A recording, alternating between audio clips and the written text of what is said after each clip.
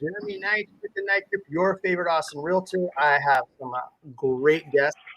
Both of my guests are returning guests, so I'm excited to have them back on. Okay, this week in real estate has been a very, very busy week in real estate, and so I was going to do a video basically titled this as a standalone video talking about to stop investing in the Austin market. We're going to talk about some reasons why you should stop. We're going to talk about some of the price points that are the hardest price points and why, if you're thinking about those price points, just stop. Hey guys, how's it going? Dan G, what's up? All right, so I'm glad you're all here. We're going to start on this. Again, very busy week. Things have in this market have gotten even more chaotic. We had clients, I was trying to explain to them that, really things are going 20% over list price. We wrote just about 20% over list price offers and did not win with the winning bids were 20% over this weekend. So on homes that were listed at 435, they sold for probably 515. So that's why we're going to talk about why it might not be the best for you as an investor or potentially even a buyer to invest in this market.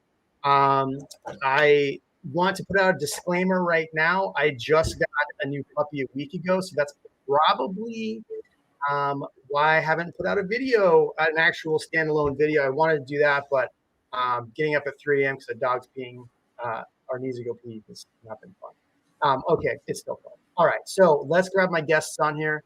I have Kevin Knight. Kevin, you're muted. Hold on. There you go. Let's unmute yourself, dude.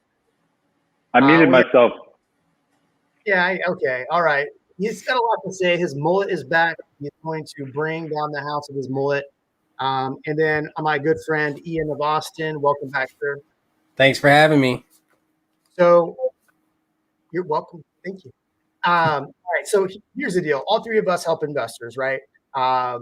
We help buyers and investors in this market.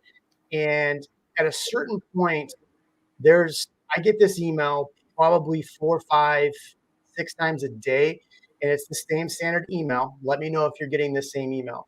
It's, hey, I'm thinking about buying and investing in Austin. I want to buy a new build up to 350. How many of you are getting that email? Yeah. I was like, are we raising hands? What's happening? Yeah. I'm getting that email.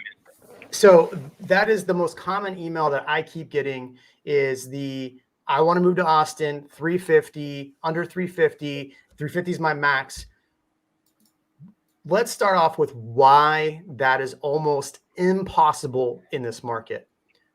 Either of you go first. I need to take a sip of water. Go ahead. I feel like that was absolutely the thing to do 2 years ago. And people they're like, you know what? I'm going to come in. I'm going to get my foothold in Austin in the market, test the waters a little bit. Now, everybody else has done that, has been doing that. And it's just a little late to the game. It's really hard to stay at that price point right now for a lot of reasons we're going to cover in today's talk. What about you, Kevin? Is that the common email you're getting? Dream killer? Yeah. I mean, I'm the dream killer. And this is all across all price points. It's not just the lower ones. Of course, that lower price point is a really sweet spot for investors because it's a manageable chunk, right? And most people can't think of, I'm going to put $500,000 to $800,000 into a rental. Although I do have clients that would prefer to be in that range because you tend to get longer term renters, market premiums. They're investing in improving a property that is eventually going to be worth a lot more. So, but the thing is right now, and we're going to talk about this. The answer is yes. I get that question a lot, and Ian's right. That was even 6 months ago, maybe that was still a really viable, feasible option, and you may pay a little over list price, but now, not going to happen. Yeah, and that's I feel like everybody heard that Tesla's moving here, and then we had all these other companies announce all at the same time. So I don't know how many times I hear from people, and I'm almost to the point I've stopped responding to these emails that I want to be on the east side, 350 near Tesla. Is that accurate? Or I want to be up near the Tech Ridge area or the tech area. Is that what you're hearing too? Mm-hmm. So I have Yeah, go ahead, Kevin. Sorry. Oh no, just the Tesla thing is so accurate right now, and there's no houses over there either. I mean, we've talked about that. Whisper Valley's over there, and they just released a few. But guess what? The homes that are released in Whisper Valley right now are, I checked today, if you don't have 450, you're not getting it. Most of them are 450 to 500, and they have a $50,000 lot premium. So 509, you include the lot premium. Yeah, it's the minimum price point today for Whisper Valley. Right. Wait, did you just say 509 for Whisper Valley? Yeah. Yeah. Move in available 509. 509. So $50,000 lot premium. So I did a video on Whisper Valley and talked about how much how great of an investment it was, and that was like middle of last year. And the price points were like 280s to 350 to the time. Yeah. So I want the reps at all of the builders in there to go ahead and send me a check, because you're welcome for telling people to go there. You sons of monkeys there. All right, look. So Ian, you have the best mic. Now Nancy, I've actually met Nancy. Nancy is a wonderful person. And every time she talks to me or sends me an email, she tells me how much she loves you. So say hi to Nancy. How much loves my mic and me? And you. She loves you to death. Thank you, Nancy. There you go. Thank you, Jeremy, for introducing us. Yeah. Nancy's pretty fun. All right. So, let's talk about why investors shouldn't come in with that mentality that they're going to come in, find something for 350. What is, if somebody's coming in and they want to be 350, what price do they actually need to start looking at in order to achieve under 350? 150. I'm just messing. That's a little off, but it really depends. I've heard stories. Go ahead, Kevin. 250. I mean, I think 250 is the only number, but like, if you want to know, I just am doing this right now. I just did it this morning. Most of the places this doesn't even exist anymore. Like 250 literally only right now probably only exists just off the top of my head in Kyle. Maybe parts of Buda, but Kyle is the only one that I even saw anything remotely in that price range. We just put a client under contract in Kyle. What neighborhood was that? Forest Creek, I think. Cypress Forest for just about 500K. Yeah. In Kyle. I mean, it's a beautiful neighborhood, but I mean, if you'd have told me last year that you could buy a home for almost 500 in Cypress Forest, I would have laughed, but that's what this market is. Yeah, no, it's crazy. Ian, I don't know if do you know of anything else that you could possibly think of that's in that price point around town? I mean, there are a few, but it's just the limitation of who you are, whether or not you can buy it. And again, we're going to get into that more. Like I had somebody today. The price point question is interesting. I had somebody I was on the call with today, lovely potential client, and we were talking, and she goes, I was going to buy in Belterra for 600,000, but I feel like if it was going to be my forever home, it was, it was okay, but I'd rather get something for 300. And I was like, when did you think of that? Like that's just now happening? Okay. Cause now she wants to get something for 300,000 and grow into it. We're at, though, not in Belterra, obviously. Like, well, hold on, let's take a step back. She was not impressed with the $600,000 home in Belterra, but wants to move northwest to like the Leander Crystal Falls area for 300,000. Oh my. Yeah. So that's a tough conversation to have. Chunchi. Oh man. Chunchi Ma. There you go. I got it. Nailed it. Hey, so we're going to answer this question. This is actually one of the topics we're going to talk about is multifamily. A lot of investors want multifamily, and I hear about, everybody wants a duplex, threeplex, fourplex.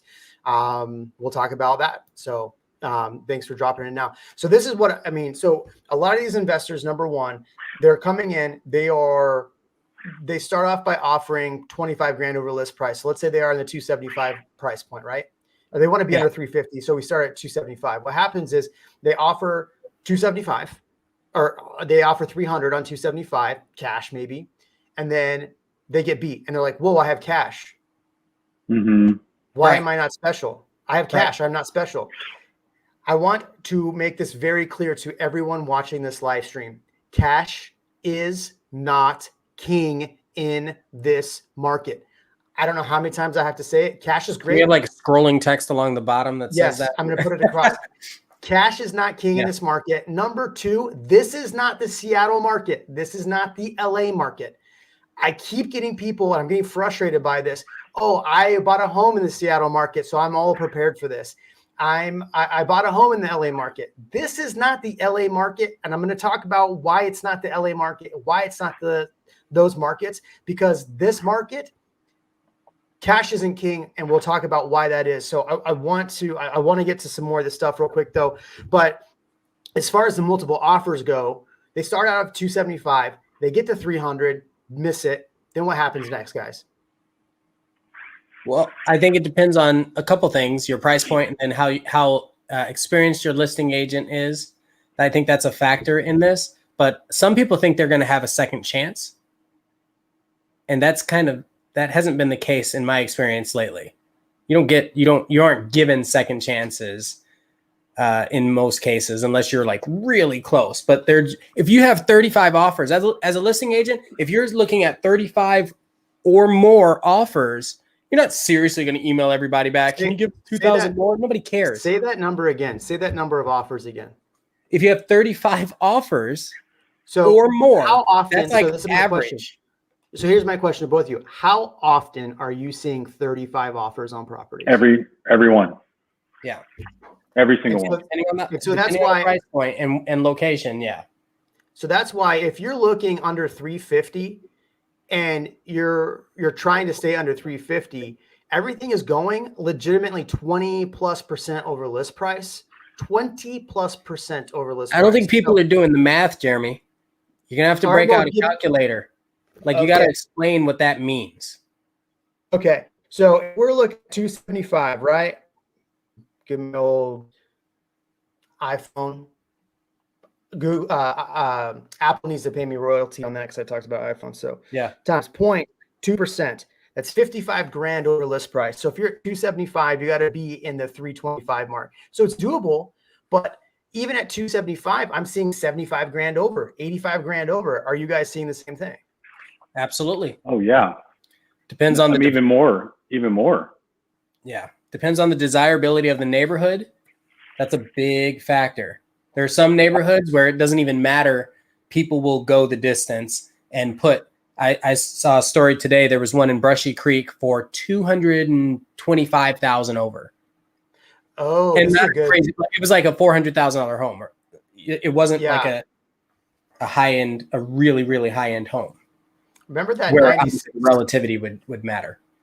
Remember that 96 offer deal that happened and everybody made a big deal? I heard about like a week later, somebody got 85 grand. So that property was listed in the 370 mark. I don't want to, somebody pretty much doxed that owner by giving out the address, but that house sold for like 175 grand over list price. Yep. And it would, I mean, you guys saw it. Was it a spectacular home? Not by many means. I mean, it was nice, but it was nice. I mean, it was nice, but not a five. It wasn't a, what is that math? 370. It's not a $515,000 home or 25. I mean, right? So yeah, there's some factors in there, and I know you've kind of subdued the amount of talk about like taxes and stuff, but that also plays into the desirability of these areas. So I think that particular house had a lower tax rate and maybe no HOA. Wow. So Aaron, welcome back. Aaron, I need you to make some comments about Kevin's mullet, but I thought this was going to be about stop investing in real estate because it's at its peak. That's actually something we're going to talk about as well. So are we at the peak? Yes, we're at the peak. I don't know. I want to answer. Yeah, I mean, we're at the peak of a mountain that hasn't ended yet. Like yes, exactly. Right. So you don't. Yes. We're at the current peak, yes, but there's going to be a new peak somewhere in the future, more than likely. Right. So Buffington Homes just notified me that they're raising their prices $25K of the home I agreed to a week ago to have built. They are raising it by roughly $25K. Have you seen this? Yes, Esteban, yes. I've seen this. I heard this about a month and a half ago. A good friend of mine, Melissa, who was on the channel, had a client that they raised it like 12 grand back then. They literally signed the contract. Let me pull this off for a second so we can see. They signed the contract and they still raised it? They signed the contract. They sent the contract to the developer to sign or the bigwig to sign, whatever. And by the time they got there, the VP of finance, whatever, when they went to sign off on it, he said, no, kick it back. It's got to come back 12 grand higher. Yeah. And that was Buffington Homes. So yeah, we'll talk about how, I don't have anything bad to say about Buffington Homes, to be honest. No, they've been around for a long time. Yeah. But that's, look, we've crapped on some builders on this. Me and Ian have definitely crapped on some builders in the past, but Buffington's not one that I would want to crap on. I think they're a great builder, but they're doing the same thing, right? They're stuck doing the same business from their perspective. Yeah. Right. So I think I told you my story about the lady that was arguing over door stops on a $750,000 house, right? You told me, but not the cast. Okay, so people, this is a beautiful semi-custom built home and it has glass showers, right? And she's like, yeah, but if I open the door too hard, I might shatter the glass. We're going to need some kind of door stops. And I'm thinking that's really what you're concerned. Like, she was getting ready to walk away from the contract as a result of these door stops. So the builder, you see the builder construction manager turning redder than my shirt, redder than my mic, like trying to hold back his comments because it's at a level of ridiculous. They seriously could have stopped the sale of that house, sold it to someone else, cash in 2 weeks for $100,000 minimum more. Minimum. It was on an acre lot. Jeez. I like that. So we talked about Whisper Valley. I like everybody, please listen. I do want to talk about why you shouldn't invest in this market. Yeah, I love comments though, but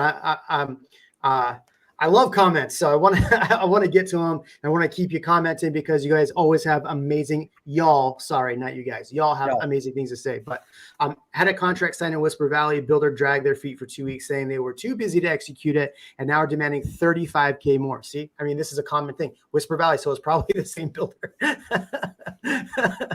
There's only two over there anyway. If it's a hassle, they know they can sell it and get more money for it. There's Buffington and then there's one other one.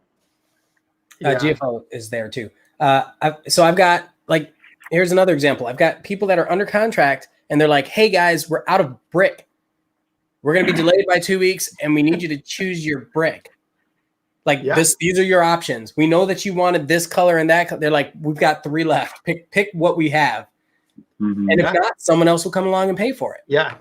So I do want to keep rolling on our reason why you shouldn't invest. So here's one thing. It's a common thing that I see is that we have conversations with potential clients and we explain to them what the market is. And then they come into the market and then they go, okay, I am smarter than the market. So I'm going to offer X. And I'm sitting there going, what? That's not going to sell. Well, I'm looking at the comps and the comps say this, so I'm not going to offer that crazy price over list price. Do you find that people come in? It's not worth it. That's the mentality. Right. And so do you find a lot of people come in that they, especially investors, that think I am smart in this market. I am going to be tight with the purse strings. I'm not going to overpay for a home. And then what happens? What happens? They don't get it. They don't get it. I'm to the point now where I'm just like, and don't tell me you haven't had this happen before because it happens to me very often. I want to offer X on property. And I say, you're not going to get it. You need to do this, this, and this if you even want to be competitive. And they pull that BS that you're talking about and say, well, these are the comps. This is all I want to pay according to Zillow, and what I see is sold. This is what I want to pay for it. And I say, no, you're not going to get it. And then they say, I want you to write it up anyway.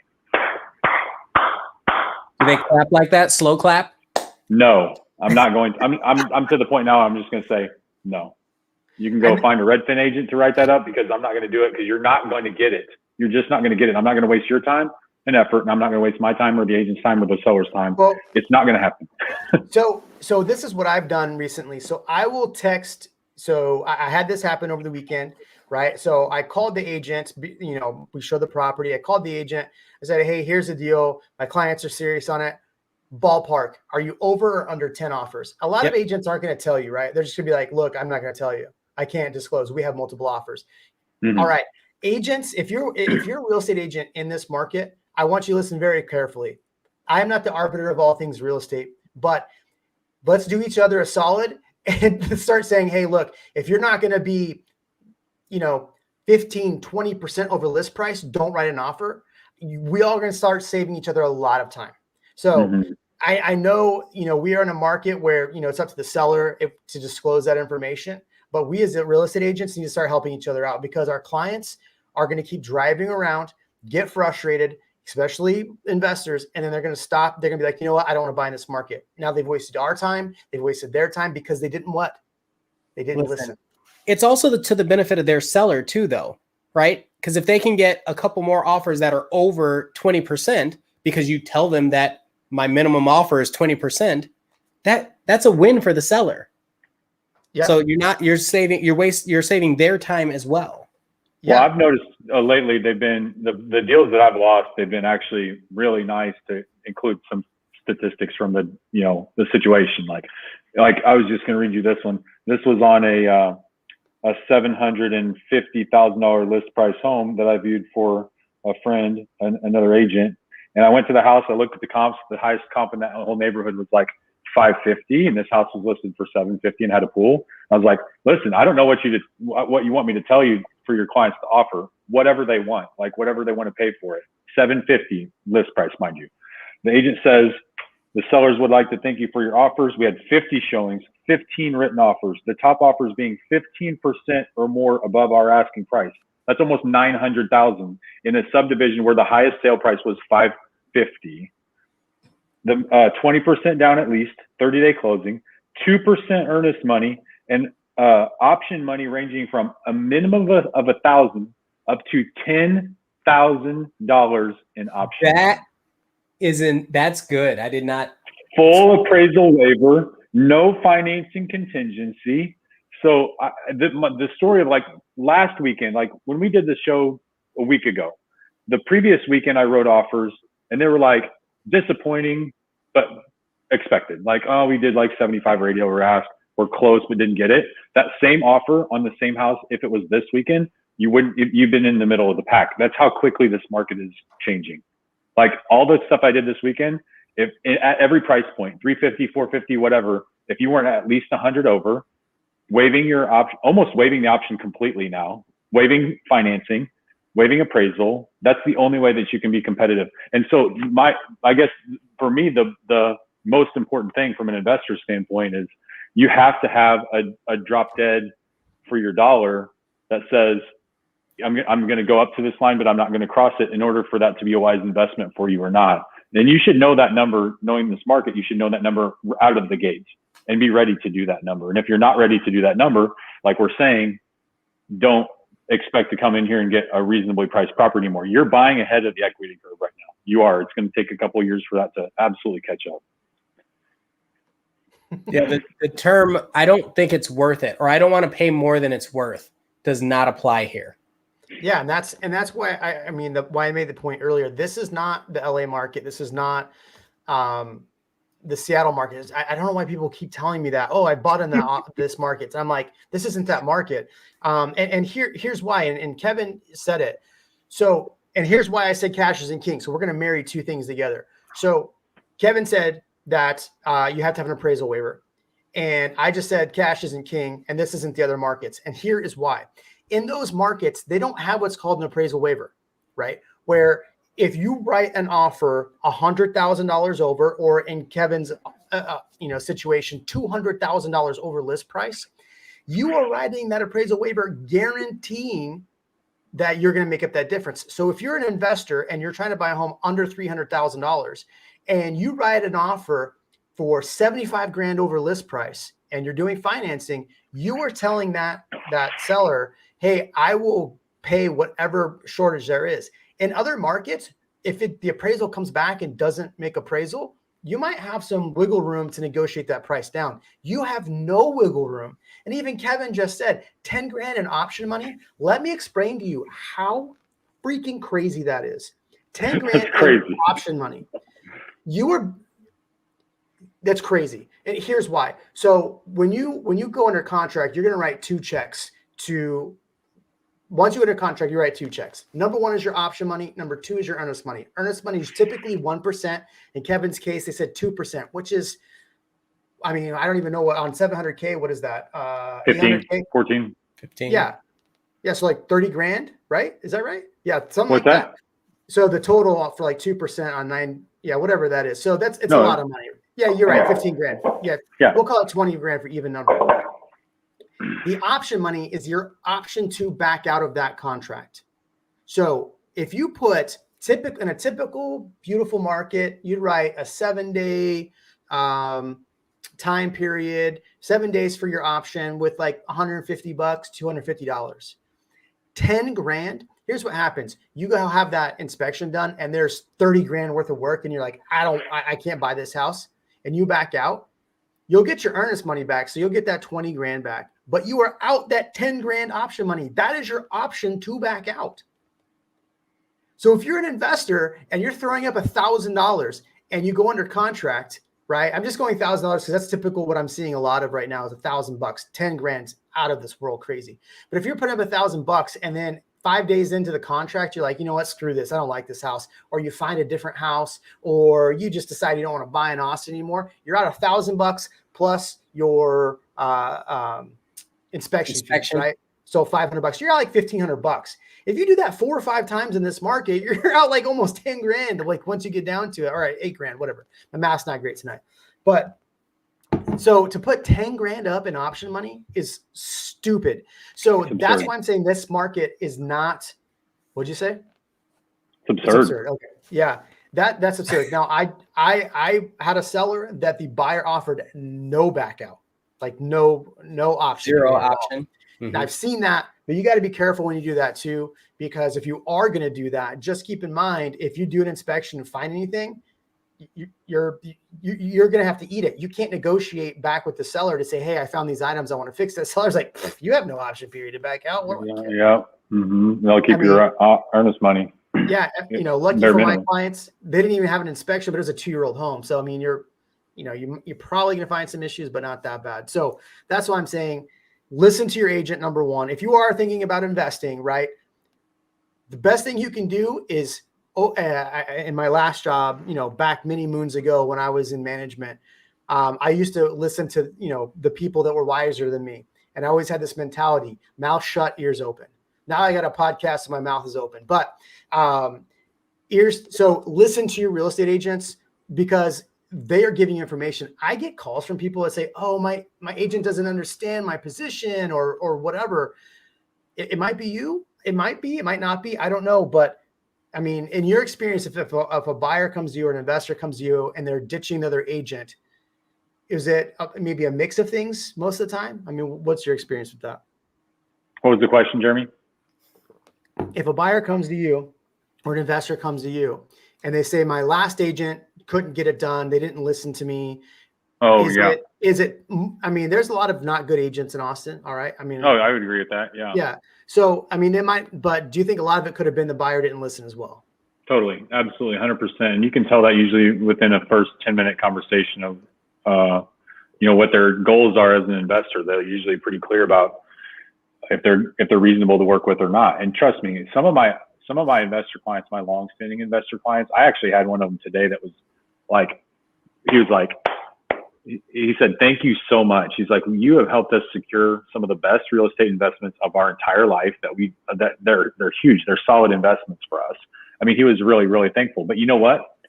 They haven't always been, when it comes down to like, they've also been similar in their approach of like, I'm only paying this for a house, write the offer up. I don't care if they're going to accept it or not. So, sometimes you do have to balance that fine line. And sometimes you have to say like, within reason that you're willing to help your clients out to build a relationship and trust with them over time. But if you got somebody that's just using you as an agent just to write an offer, then you can tell that when you're working with them too.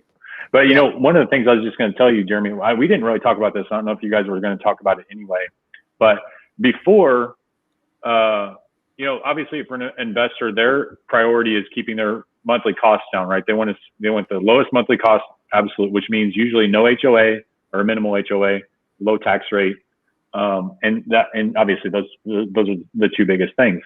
And so typically like condos or condo regimes did not meet that criteria before. But I'm just looking like there are 100 listed condos under $300,000 in Austin right now. 100. And I think those are getting like completely left in the dust when there's tons of low hanging fruit value in those condos. Yes, they're going to have HOA fees, but the HOA fee relative to the much lower price that you're going to pay, you might even be able to get for a smaller unit, a higher dollar per square foot over time. Those things are going to sell like hotcakes down the road. I mean, I think this is a really overlooked. So if you're going to invest in, if you're scared of investing in houses in Austin right now, maybe all hope is not lost. You know, consider some other real estate vehicles here. I think I agree with the condo statement, but watch those fees. There was one earlier, a couple days ago. I looked and it was like $1,250 a month. Oh, totally. No, but I mean, like $1,000 condo too. I was like, whoa, where'd that come from? Yeah, no, I don't disagree with that at all. Obviously, it has to still make sense with the numbers. So I just want to say thank you, Ian. I appreciate this. Hi, gentlemen. I sent a contract for a home in Mustang Creek community in Hutto, 2,700 square foot for $350K. What do you think about the area price? I think you got a steal, man. Yeah. Yeah. Good job. I think you got a steal. Yeah, that's impressive. Now, so this actually brings me to my next point. Is my feed okay? Because I keep seeing my internet thing pop up here. Yeah, your audio is getting a little like digital, fuzzy. Yeah. All right. Well, I might have to jump out and jump back in a minute. But okay, so this is a good point here. Investors, how many builders are actually selling to investors? None. I mean, maybe there are a handful. Probably 2, and they don't have anything available unless you go to Bastrop right now. They don't like investors. Yeah. They don't. Did you answer the question about multifamily versus no, we're gonna single get there. family earlier? Okay. Yeah. I had that later in my to-dos list. So I do want to get to that one though. I don't want to derail you. All right, cool. I just want to notate that Kevin is savage. And Carolyn did say that her best friend is Ian. She's back. Hi, Carolyn. Good to see you again. Let's see. What is your take on buying a freestanding condo? So this is where we were. I think this is why we went to this. So I had purchased myself October of last year, the year before, something like that. I bought a condo and I rented it out. Freestanding condo. HOA was like $170 a month. I didn't like that. But my rent is really good on it. Yeah. So I love freestanding condos. If you can buy one as an investment, I think they're fine right now. And just like what you guys were saying is that in this market, I mean, if you can get a condo, I mean, the value is going to keep going up. So, I mean, well, I better back off and say that. I think for the near future, it's going to keep going up. I mean, I don't know. I think. Right. Go ahead. I think it depends on what the freestanding condo portion of it entails. Like, are we talking that it's 2 houses on one lot, or are we talking like it's in a community of condos? Because I think that might be a factor as well. I don't see freestanding condos any different than a single family. And in fact, most of them are fee simple ownership on a condo lot. It just means that they wanted to cram as many houses as possible into the development. So they just, instead of doing a detached surveyed lot, they did a condo regime to keep the lot small. Mm-hmm. So that's what detached really means. Yeah. So Danny, perfectly timed question. I know it was later or earlier, but property taxes, this is where I want to go next. So if you're an investor and you are buying a property at $350K, right? And the property values, you do not have a homestead. We've talked about homesteads plenty of times. I don't want to get into it, but you cannot file a homestead. So what do you think when the city or a taxing district sees the fact that the values have gone up 20, 25%, what do you think they're going to do to your taxes? that a What do you rhetorical guys? question? That must be rhetorical. Yeah, I'm tired of talking about taxes, but I mean, the reality is that a lot of these areas that, you know, a lot of these early investors were able to get into new builds that had high property taxes. And then there were some on the east side that didn't have high property taxes. Either way, they're going to try to raise those, even though it's 1.98% and like TRMO or wherever they were selling over by Tesla. Like those taxing districts, Del Valley gave a sweetheart deal to Tesla. Who do you think is going to pay for those taxes? Yeah. Yeah. I mean, we don't have an income tax, so who do you think pays for those taxes? Even though it's a 1.98%, and you're an investor and you can't cap off that homestead, you're going to pay for it. So next year, you might be getting rent this year on it. Next year, when those property taxes go up, and here is where this comment comes back into play. I've read this. I don't know how accurate this is, but are you seeing rent prices actually going down? No, let me speak on that actually, because I was planning to interject anyway. Go. I don't give up what RealPage says about rent prices, and you have to understand that rent is a lagging indicator, way lagging indicator of a real estate market, because it takes, okay, if we step back to the last few years, Austin's real estate market has been affordable enough and rising that most people that are coming here buy a house. They buy. So rentals are either temporary or not nearly as in high demand. So what you have is, as the prices of the homes that are being able to be purchased increases, then slowly the rental prices will come creep up behind that. And so with COVID happening last year, nobody moving, right? Those rental prices did stay stagnant for last year. So what you're going to see now is that people were trying to fill units, but not a lot of people were moving during that time, obviously. So now that the prices have jumped significantly here, and now, okay, assume that you have this 35 to 50 people trying to buy one house every single weekend. At some point, they're going to get fatigued. Some of those people will get fatigued and they'll say, we have to rent. And then those rental prices are going to follow suit and they're going to increase over time. So you might not see it now, but I promise you, in the mid of the year forward, you're going to start seeing a steady increase in those rental prices as demand picks up and supply is still very constrained. I mean, that's very accurate. Then that's where this one comes in. We are not going to answer this question right now, but short answer, no clue. Never. What's your answer? Yeah. I mean, unless I've said this on my channel several times, I'm going to be the only person that has been making a big stink about this. I think property taxes are going to get so out of hand come July. People that went on forbearance, that didn't pay their homesteads, that's going to catch up to people. They're going to have lots of penalties. When the assessments come out in May, all these investors that jumped in last year that are now going to see a 20% increase, and they're going to struggle to try to increase their rents. Now they're going to think about selling. So I think there'll be a flood of inventory towards the end of the year, but I was wrong last year. So I want to preface that by saying I was wrong. I said last year, earlier in the year, when the thing happened, I said there'll be more inventory towards towards November, December, because usually we have less inventory, but all of these forbearances are going to catch up towards, and so we'll see more listings in November, December of last year. Well, guess what happened? The can got kicked down the road with forbearances, and so now you got forbearance for life, pretty much. So that's not true. I was just being hyperbolic, and you don't get it for life.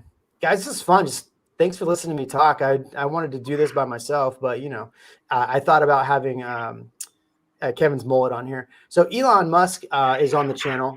He said he bought a house in East Austin recently. That's impressive, Elon. I love the picture. I would say, obviously, being near Tesla and Boring Company and SpaceX makes sense.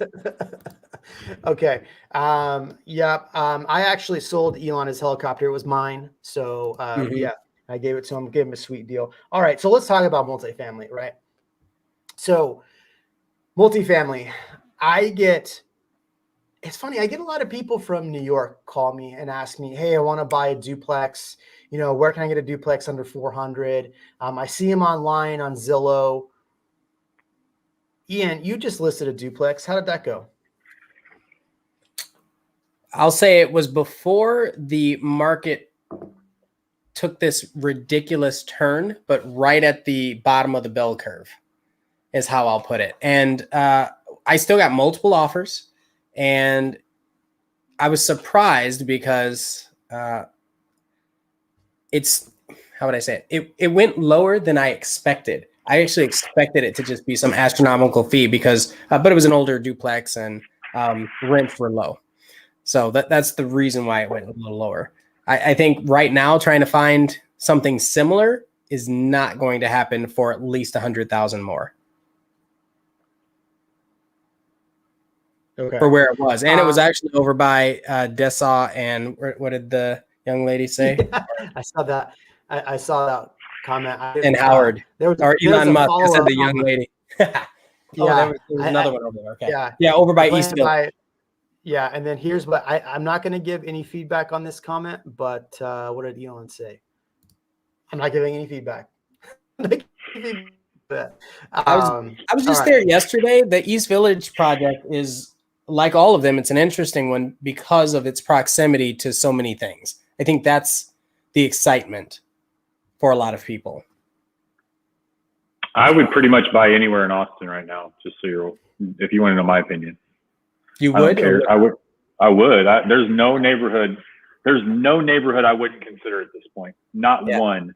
There are neighborhoods I'm considering now for clients that I never thought I would be recommending them to them, because not recommending, but like entertaining that they would be interested in them at all, because there typically is inventory in places that are a bit more popular or higher dollar. Now you're just looking for something all over town that is reasonable, and it's only a matter of time before anything within a 10 or 15 minute drive of downtown, it's going to be this way. Like, people say it's like Seattle. Well, Seattle is constrained, right? It's in the middle of a valley. Like, all the stuff is in the hills, right? And then Seattle's in the middle of the valley. So it is constrained geographically, that you can only, the reason the real estate market there will always be hot is because you can't build any more houses in that area. Mm-hmm. And so Austin's kind of the same thing. If you look at the inside of the area, like inside of all the major circles, like 360, Mopac 35, 130, all that inside there, that's all going to be considered like deep downtown Austin at some point. So any neighborhood that you think is not great is actually going to be a great investment now, because down the road it's going to be pretty damn awesome, if you ask me. So it's just a matter of time. Yeah, and it depends on whatever you're using to evaluate that term, right? Like, everybody has a different perception of what not great is. But for an investment, I agree with you, Kevin. I think that it's a very solid long-term potential. Yeah. There's so much money being pumped into the areas, for real. People are putting $100,000, $200,000 over asking, and you're saying, I don't know if it's a good area. What? Right. Well, my qualification is basically age and condition of homes. Like, typically, you're looking in areas where a lot of the homes haven't been maintained as well. And so that's why when people say they're not as desirable, they're just saying because the homes haven't been maintained as well. They're a little bit more sketchy as far as investments go. But when I see now a home that needs work, I'm like, great, that's equity that's going into my pocket. I'd rather have that equity on my side. So if it's me, and you want to do this, like, I'll tell my investors the same thing. If you want to go knock on doors with me and go find some really crappy houses, let's go do it together, because that's going to be the best way you're going to have to work harder for your dollar. I'm an investor too, guys. I started in real estate. I built another business. I was an engineer previously. I built another fitness business on the side. I retired as an engineer, and I had started investing in real estate when I was building that fitness business. And then during that time, I decided, hey, I really like this. I want to get into this deal. So I've been there. As a real estate investor, it takes a lot of hard work up front if you really want to find good investments. So I do think now is the time for the real investors to rise to the top and say that they're going to be the ones that work a little bit harder. They do a lot more research on their own. They put boots on the ground, and they work alongside with the real estate agent to find the best deals in town. That's my philosophy. I've seen a lot of flips. I mean, we're not going to really talk about flips on here, but I've seen a lot of flips where people bought them like middle of last year and now putting them in the market, getting probably 30% higher than they would have had they listed it last year. Mm-hmm. Totally. I mean, I had a client write $130,000 over list price to get one of those because it was contemporary modern or whatever modern. So back to multifamily. So multifamily, what I'm seeing is mostly, and I know you guys talked about this. Sorry, I was reading through the comments, but there's not a lot of duplexes out there for sale, right? And if they are getting bid up a little bit, just the same. And if you want to buy, so investors, listen to this. If you're going to invest, here's what I just did for a client. We bought $1.4 million in 78704. Okay, this is cool. It had a little casita. It had a nice, decent house. The casita is renting for $2,000. The main house is renting for $9,000 a month. That's not bad. I mean, you can't find that very many places right now. So if you're going to invest, you're going to have to be, you're either going to have to find, like Kevin said, a dump, and you're going to have to fix it up, or you're going to have to flip. Even then flips, I mean, how much value is in a flip right now? I have no idea. Or you're going to have to really drastically increase your price point, especially if you're going to want to buy a duplex and then, or threeplex, fourplex. I mean, really the money's buying in like a 20plex and buying commercial. I mean, right, Kevin? Yeah. I mean, this is actually a great question. Jeremy kind of hit the nail on the head. Real estate investing, you make you make the most money in real estate investing by multi-unit acquisitions. So like, you know, 1 or 2 or 3 houses. It's the reason that you can buy 10 houses as an investor on your own credit before having to pull a separate business, right? You as an investor, you can go use your own credit and investment potential of yourself and buy up to 10 homes without being qualified as like a new business. But the real money, I think, is if you can afford something that's way more doors, because it's one transaction, multiple doors, you get economies of scale. Don't ask me. I've had some failed multi-unit well, not failed, but they're harder to maintain. I've owned mobile home parks. I still do own a mobile home park. It's a lot of maintenance. It's a lot of management. But honestly, for the price that I paid for it and the money that it makes, it still makes tons of sense because I bought 30 doors with one transaction. So like, I was just looking. I mean, there's and maybe somebody can just jump on this. I don't have any clients that are going to buy it, but like 4900 Winton Trail and 78745. 78745 is one of the hottest zip codes right now. And it's a 4-unit, $670,000 property, 3,600 square feet for $670,000. I mean, to me, this is a great, instead of buying 1 or 1.5 really competitive single families, because most people here are buying single families, you know, this would be a great opportunity to jump in here. You're getting more rent. It looks like you'll get about $4,000 to $5,000 a month for this one. I mean, I might go buy this one. Take it off. I'm just kidding. But yeah, but I think that Jeremy is right. But the problem is the inventory is a lot lower. But hopefully, you're going to be competing with fewer buyers at this point. So definitely something to consider. Damn it! I wish I wouldn't have told you about this one because it's a good deal. I pulled it up the second. I was like, type, as fast as I could. Yeah, while you were talking about it, I just wrote an offer on it. Shut up. Right. But so multi doors is good. Yeah, go ahead. So I'm going to add this on here. So this is, let's see, share screen. I want to do this one. Did it get me on there? Can you see that? There we go. Okay, cool. So I put this on my channel, on my community page. If you're not a subscriber and you're just kind of swinging through, make sure you subscribe, check out my community page. But my friend at Key Title, actually, she told me not even to post this, but oh well, thanks for giving it to me. So this is a breakdown of the hottest zip codes. And you were talking about 4 or 5 being the hottest zip codes. I like this. I think it's good. I think those numbers are drastically wrong. I'm in 78739 myself. That number, I just put a property in a contract over 20% over list price. 24% over list price, somewhere around there. So I think these numbers are fairly accurate, but I think they're off. So if you're wanting to see where the hottest zip codes were last year, here's a good indication of where they were. But where they're going to go next year, who knows, man? Or this year, 2020, who knows? There we go. So But anyway, I appreciate that Kevin said I was right. We can end the stream there. So thank you. I'm just kidding. So I want to stay on this trend with investors. I mean, we've talked about a lot of different things from investors from the investment standpoint. Kevin, you brought up really great points. I brought a great point about price and looking dapper as ever over there. So, Aaron, I'm just kidding. I mean, you are dapper. So Aaron Zander said conforming loan limit went up to 548. That's pretty, I mean, that's just showing you where things are going, right? Yeah, what's that purchase price then? I mean, if you're 20% down, 7 something? No, that's not right. Yeah, low 7. Yeah, low 7.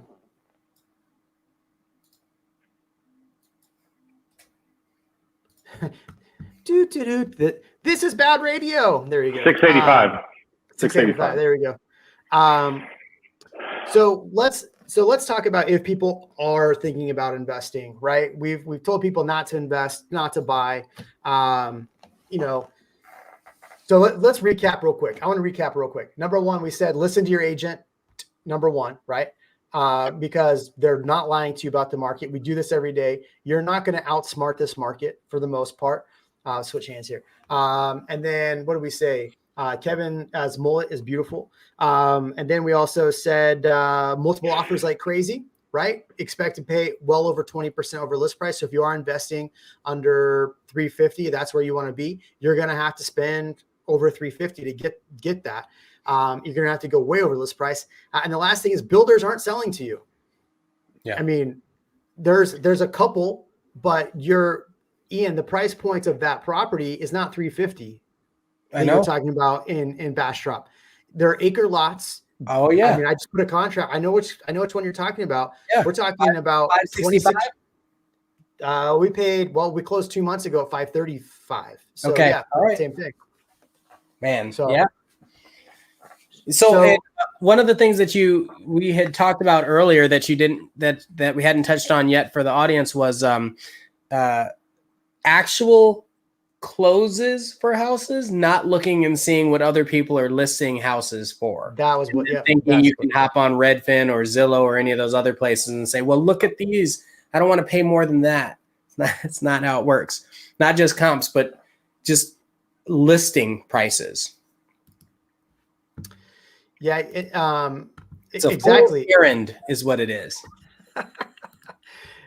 Yeah, I mean, I get frustrated when people so I had some past clients reach out to me and said, hey, my house is worth so much money. We want to go buy a house for $275 over here and sell this and use all the equity to buy the other house. What? Where are you going to find $275? Well, it says right here it's $275. Well, here's the other problem is that all those builders are still doing auctions. I mean, if you did find something at $275, all those are in auctions. I just had somebody, we closed this month at $260 something in Deerbrook, but they're not an investor. They're a buyer. Right. But if you're a buyer, it's possible, right? Yes. But if you're an investor and you think you're going to outsmart the builders and be like, okay, I'm going to go rent. I'm going to rent this out for a year, but then I'm going to live in it. So the builders will sell to me because I'm going to move out here in a year. They won't sell to you. I don't know how many times people tell me that. I'm going to buy it now and rent it out for a year and then move out in a year. The builders won't sell to you. Have you seen a builder that says no investors and then they go ahead and sell to an investor doing that? No. Not at all. The answer is no. So I want to show you something. I went to the D.R. Horton Austin website, right? And even on their D.R. Horton website, they even say, give me 1 second to pull this up. On their website now, they even say on their website, no investors. Yes. They say no investors on their website. D.R. Horton did that whole bid thing, right? So they put on the MLS, I think 7 or 8 homes over the weekend. I saw them on Friday. I was calling clients hey, let's put offers on these that were investors. And then I started reading the actual MLS notes. The MLS notes say, we are not selling to investors on the MLS. Now, look, they can get away with doing that because they're not discriminating against somebody over all the myriad reasons. There's discrimination laws. But they can say, we're not selling to investors. So On the MLS, it said that. And then it said, give us your highest and best. We're talking about a builder putting out our highest and best builders. So this market with even builders is going to go to another level. Now I see builders trying to ice out agents, right? They're cutting commissions and doing like things like that. And they're trying to, make as much money now as they can. I guarantee you by July, they are going to come begging us back for clients, because they're going to get to a point where they're going to have to, they're only doing 2 or 3 lots a month right now. And they're going to start losing money, even though they're raising the prices. They're going to start losing money if people stop buying. How many of you have clients that say, you know what, I'm out of this market. I'm done. I'm frustrated. I'm out. I'm moving to Tennessee. Yeah. I've had 4 clients tell me they're moving to Tennessee instead of Austin or Nashville. Mm-hmm. Nashville's cool, but not as cool as Austin. I think they end up ghosting. Like at that point, they're like, they just can't. I like Mary's comment. Thank you, Marty. Marty. D.R. Horton also vets you through their financing, even if you don't use it or make sure you are not an investor. And if you violate it, contract is canceled. So they're going to charge you, $5,000 to write a contract on a property, right? And then if they find out you're buying it as an investment, guess what? They take your $5,000 and then what do? Sell that for a higher price. They took your $5,000, the market's gone up, and they sell it for even more now. So, yeah. And the thing is, that's really, really interesting, because they have to run you through their financing, but they're kind of making their own rules with that. And every builder, not just D.R. Horton, just about every builder is doing that. You have to get qualified with our preferred lender. Yeah, and you can't cheat the homestead either there, Ron. They'll find out. Here's a deal about homesteads too. So if you're going to try to cheat your homestead, let me explain something to you.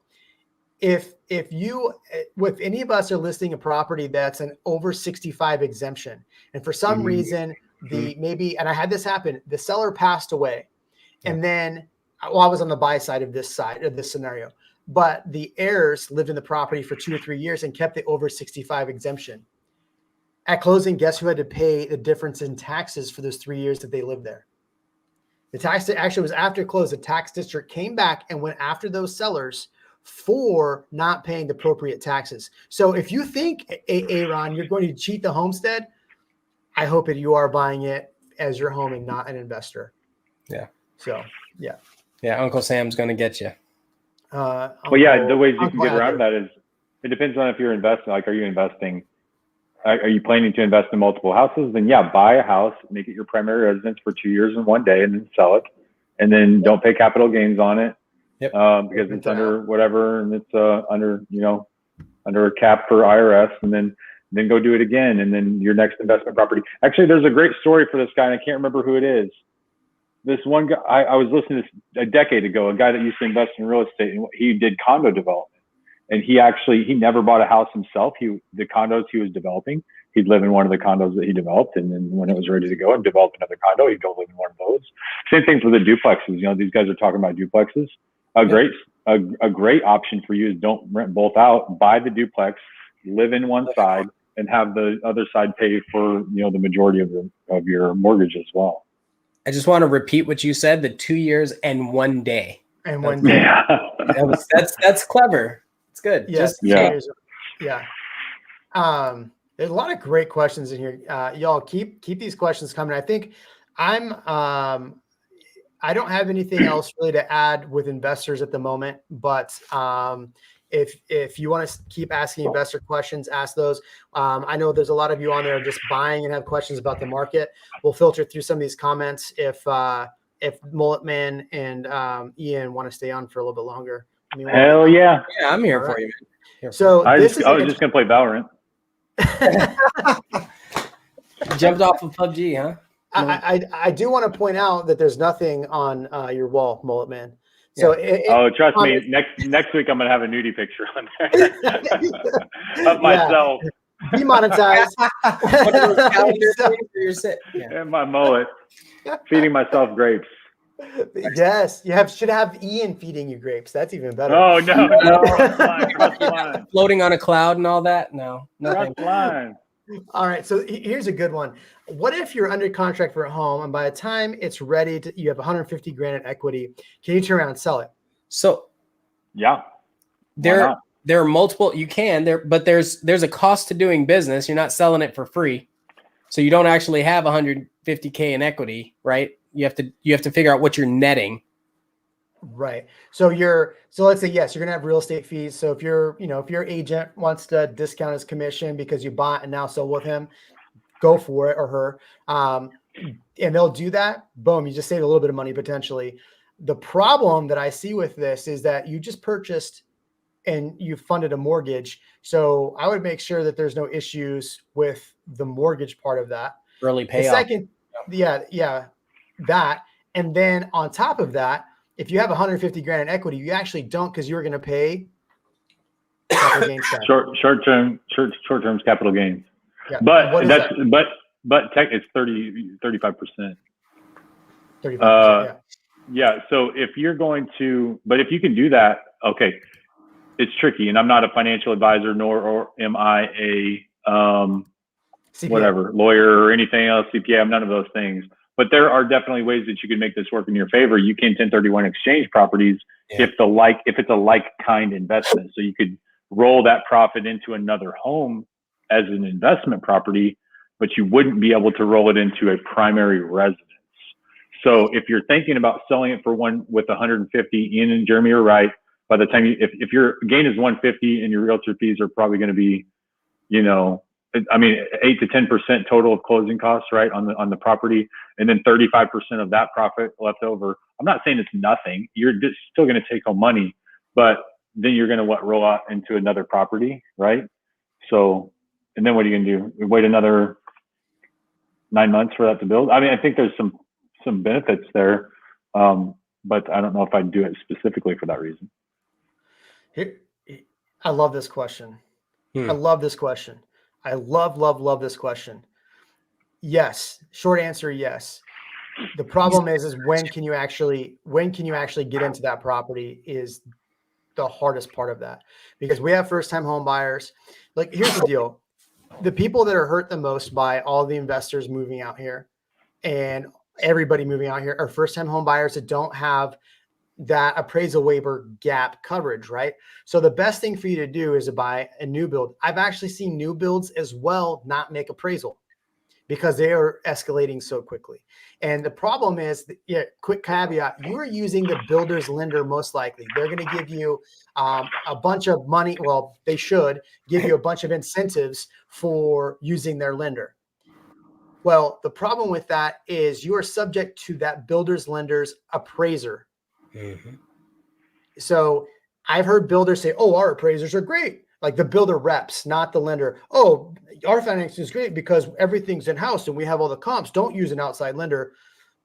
That's BS. All right. I've never had an outside lender make a huge, I have a huge gap, right? But I have seen it 15 grand on a new build and that's with the builder's lender. So if you are a first-time buyer, back to my whole point, I went on a tangent there. If you're a first-time home buyer, be prepared that potentially it might not appraise still, right? So do have some wiggle room there, but it is better for you to buy that if you're going to do a 3% or a 5% down, because really it's going to be tough to compete and write an offer in the resale market and then not be able to make up that appraisal difference, because you're going to have to guarantee if it doesn't make 30 grand over list price, you're paying the difference. Where's your down payment money? You have no down payment. Yeah. You got to do a zero down, and nobody's doing zero downs unless you're doing USDA, which doesn't even exist anymore. Hey, Jeremy, can I back to the future and the other guy that was talking about selling his house for 150 over? Yeah, man. Okay. So I just did some napkin math on that. And actually, if you're thinking about doing this, let me suggest another thing. And honestly, I'm imparting my wisdom to you. Okay. Anybody that's thinking about investing in real estate, investing in real estate can be either algebraic or it can be calculus, right? There's two different ways to do physics, calculus based or algebra based. Buying and selling homes is a very buy it, increase, sell it, get profit. I mean, that's a straightforward thing, but you have to understand that this is chess. Sometimes you can play a lot of different ways. Yeah. If he was under contract at $500,000 to buy that house, and he put 20% down at $100,000, and that property now is worth $650,000, and he's thinking about selling it, he'll only take home $585 after closing costs and realtor's fees, and he'll pay 35% capital gains on short-term gain. So of that, he'll only take home $55,000 profits.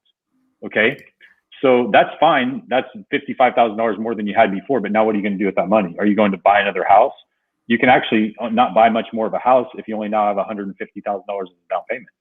So my suggestion would be buy the house for $500,000, rent it at $3,500 a month for 2 years. That's $84,000 in rental equity. Then you get probably 15% appreciation year over year for 2 years. And then you don't pay any tax on the profit after 2 years. That to me is a much, much stronger cash position and a smarter investment down the road. That's incredible. That was good. That was perfect. Yeah, I know. I'm coughing a little bit. Are you quarantining or what's going on here? This is soda. This is 0 calorie stuff. There's always a catch. Might say 0 calories, but I'm choking over here. Yeah. No, I'm sorry, man. I when I see a funny comment, no matter what you're saying, I have to throw it up there. Hey, where's Dinosaur D at, man? Where's Dinosaur D? He was rolling last week, or she was rolling last week. Can we go back to the last comment we were at before we jump to this amazing breakdown by Kevin? Well, but that number, I'm going to tell you real quick, that number is $450,000, by the way. It's a $400,000 difference if you hold on to it and rent it for 2 years. 2 years? Yeah. $450,000. Because of the appreciation, and that's the part a lot of people 15% appreciation per year, renting it out at $3,500 per month, and no tax on those gains. Is $944,000. That's a smart investment right there. Yep. Well, no, actually, that's not right. You couldn't rent it both and not pay the capital gains on you pay capital gains, but it would be long-term capital gains, which is 25% of your taxable rate 35% down the road. Okay. So yeah, because it's not your primary residence. Yeah. So, or you just cash out, refi, and buy another investment property. That's right. That was the other thing I was going to say. Roll it up to 80% loan to value, and then take the rest of that money and go buy another property. That's how rich people get richer. Yeah. I'm done. Yeah. I'm done. Mic drop. All right. Okay. All right. The comment for this one, I just wanted to say, he did leave? Really? Wow, that was good. That was a good exit. So for this one, we were talking about the new construction. The new construction is the best option if you are not going to a builder that's bidding. Because think about it, you're back in that position where you're arguing just like a resale home. Right? You're not getting that deal. You still have to deal with the appraisal waiver issue. So if you're going to go to a builder and lock it in, don't go with a builder that's doing the building process, the bidding process. That's really important. Right. And that's, yeah, I mean, and that's another thing too. If you're a first-time home buyer and you're in that position where you're having to bid, you're back in the resale market. Yeah. Now I've seen some of those not go as high as the resale market, but if they're going to continue to do that and people are now privy to that, and they're like, just like this scenario where D.R. Horton actually put them on the market. Here's the difference. D.R. Horton, and I do want to answer this question next. This one, we're going to answer that one next. All right. So D.R. Horton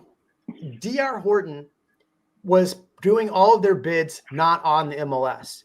But now they got wise and put them on the MLS. So people are seeing that and now coming in. So they're actually opening up their buyer pool, and they're probably got way over. So those that were $8,000 to $9,000 over list price offers that D.R. Horton was doing 6 months ago, 4 months ago, probably like 3 months ago, more like 3 months ago.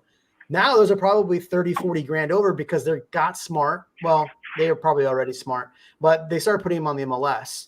And they're not even built. They're just putting out, here is a piece of land that will potentially in the future have some sticks with some covering on it.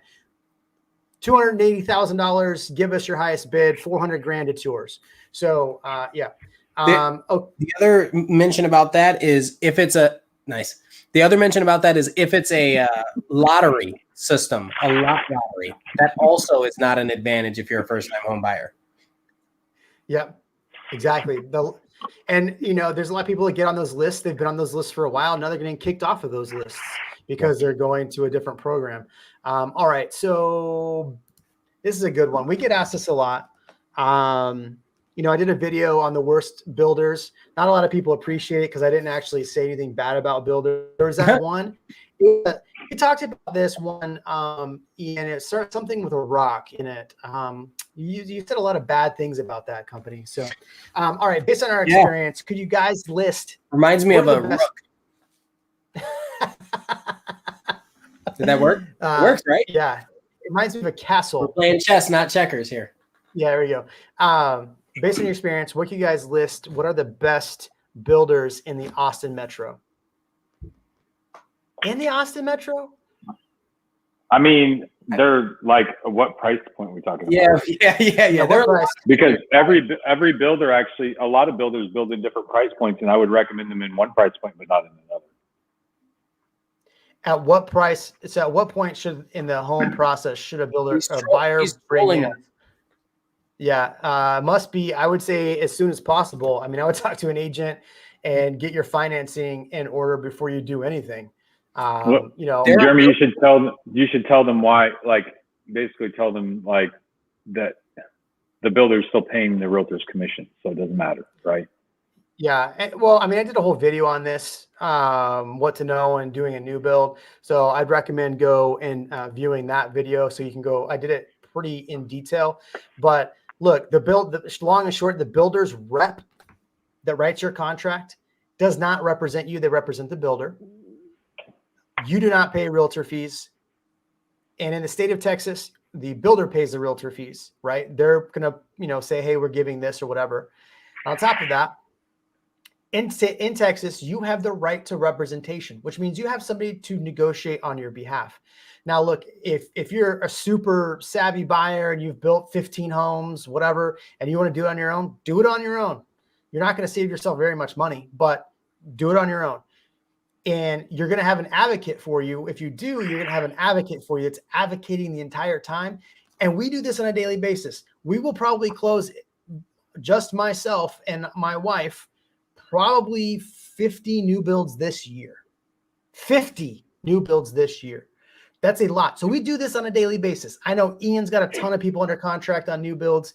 Kevin's mullet has Kevin's mullet probably has more people under contract than everybody.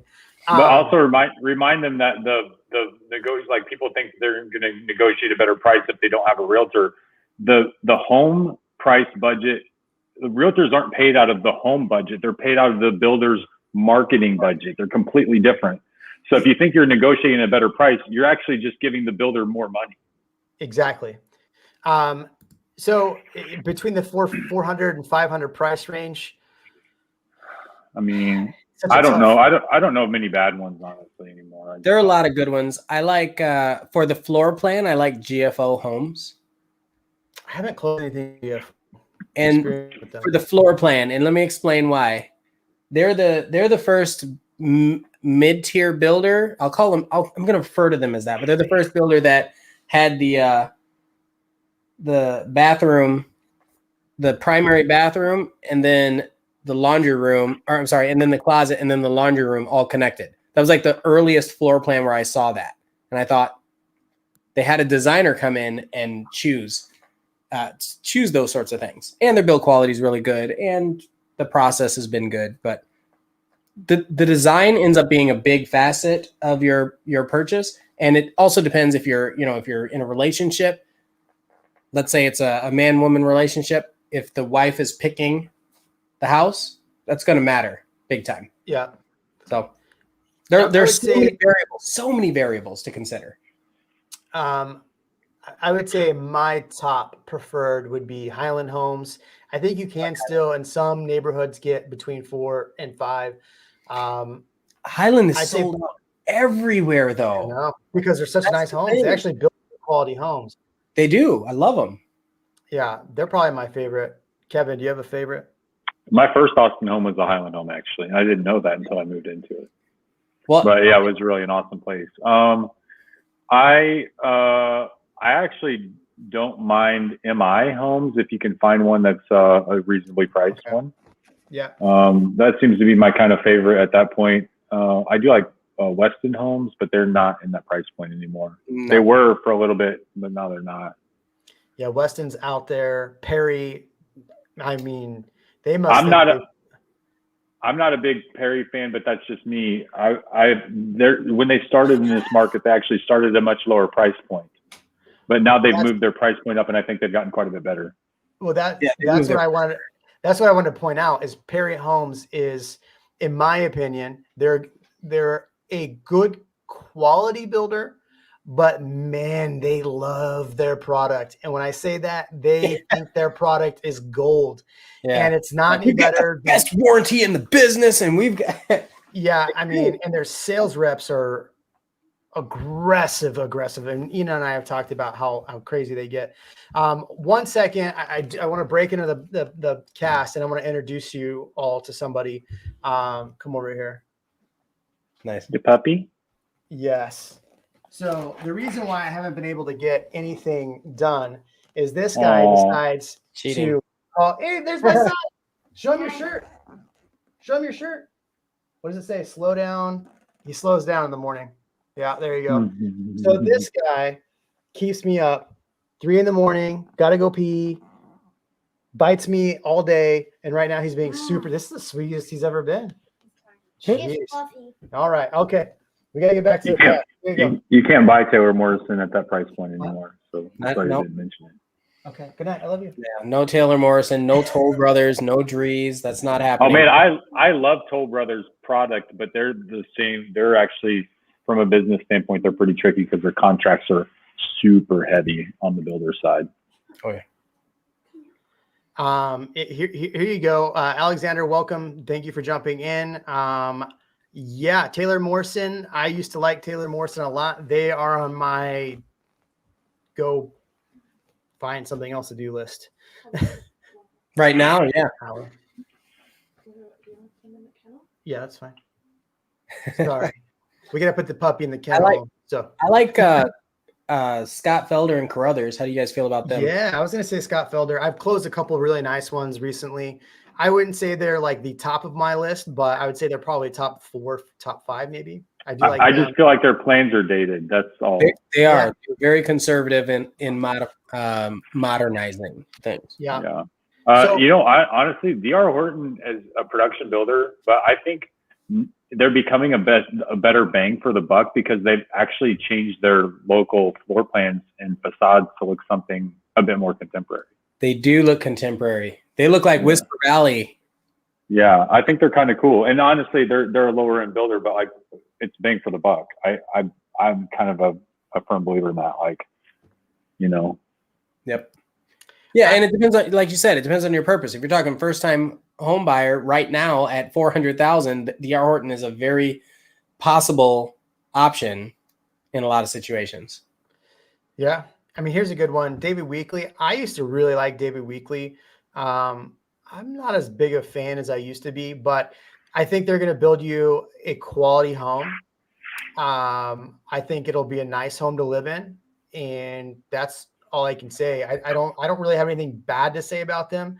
I just, as a company, they've done some things recently I didn't appreciate just on my side, but as far as a quality home, yeah. And if you want to buy a house in Bee Cave or Dripping Springs, definitely call me because I live 10 minutes from there. How do you feel about Chesmar while we're throwing builder names out there? I don't know how I feel about Ches. I think I have a client building with Chesmar right now in Georgetown in Lakeside. No, in Lakeside. This is Chesmar, right? Yeah. Yeah. And it's a good quality home. I think, they're just like everybody else right now, and they're really having a hard time rolling out product. Yeah. So everything's delayed. But as far as like the presentation, I like it. I think it looks good.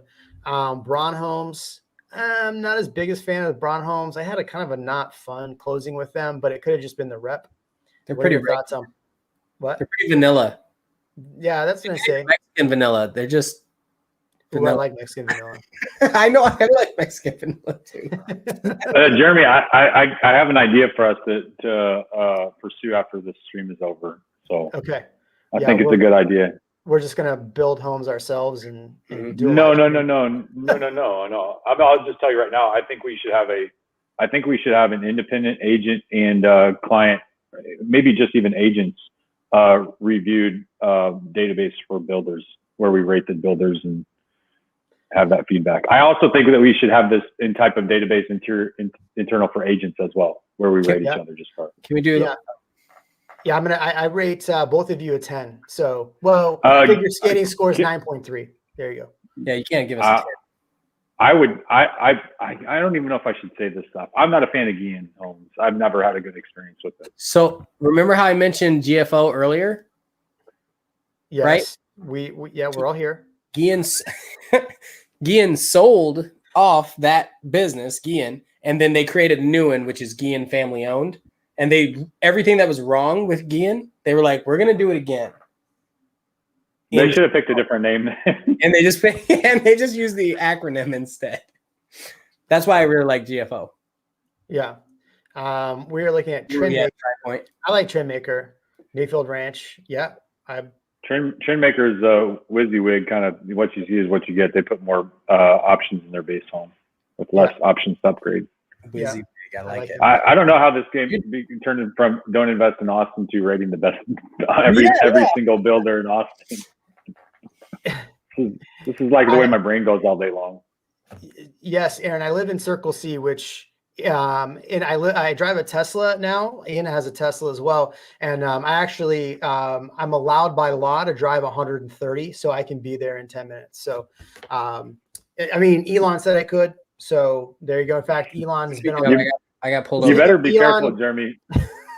You better be careful because the more famous you get, you're gonna have people doxing your house. You just understand that. You're gonna end up with a truck, a dumpster full of marshmallows on your front yard one day. I mean, my neighbors love me though. I mean, they protect me pretty hard. Just kidding. Just kidding. All right. So while we're talking about this, we're talking about a lot of builders. Ooh, don't buy in Parton Ranch because I have lots of clients. Jeremy is calling. I have lots of clients starting to stop buying. Hey, Fertiba, call me. We'll go buy a house in Parton Ranch, okay? Yeah. I like Parton Ranch. The only negative I have in Parton Ranch is the property taxes, which we've kind of danced around the property tax thing tonight. I'm just tired of talking about property taxes. Okay, so I have that's me too. My Model 3. Can't wait to get the truck. Me too. I have the Model Y. So does Ian. So there we go. So I want to real love. It's just not here. I have the Model K. Yeah. The Model K. The Model M for mullet. Yeah. So we were talking, we're talking about builders everywhere, and I wanted to bring this up. Eileen, my beautiful wife, gave me this. She sent this to me. So Austin's population growth slows as suburbs continue to boom.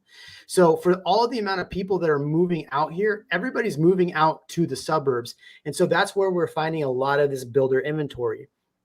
And so, even in this article is stating that the new builds in Austin that are actually Austin address are so few that everybody's having to go out. And plus prices are, this isn't fair. This isn't fair because they don't have enough material to build. So of course it's slowing.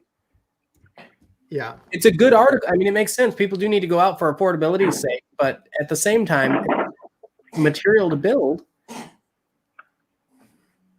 Yeah. And so a lot of these builders we're talking about, you're not going to find them in Austin proper, right? You're going to have to go to Bee Cave. Remember, if anybody's on the stream that saw my video kind of making fun of the guy complaining about, what's his name, Adler, for coming out here and complaining about Austin because he bought a 4,000 square foot home with a pool and didn't understand that it was going to get hot and that you got to cool and heat that thing. Was his name really Adler? His last name was Adler, something Adler. That's kind of awkward. It is awkward. Yeah. Not the mayor that everybody loves. Right. So yeah, Joy said she's been watching Parton. So, Parton is, so if you're in Circle C now, right, what I've seen the trend because of, the culture map, people don't want to be that far from Austin. Circle C itself is like 15 minutes to downtown. I mean, it's really not that far, especially in Ian's Model Y. He's there in like 3 minutes. But the next best step from there is to jump out closer to the hill country. So you see a lot of people making that shift because there's not new build inventory right now, but they're headed towards Parton Ranch. What was the other one that just closed out? Reunion Ranch just is at their closeout. So people are having to find other places. There's a community out there that I'm not allowed to speak about. The builders have actually asked me not to. You know what? If you're listening to this, builders, pay me and I won't talk about it. So there you go. I'm just kidding. And so High Point closed out in Dripping Springs. So a lot of people are trying to jump into Parton Ranch, and Parton Ranch, you have thank your almighty, whoever that is, that Village Builders or Lennar is not going to be in the next phases. They are out of there. The problem is you have Taylor Morrison in there, and then you have my favorite, which is Highland. So, hey, quick question about that. How's the topography in Parton Ranch?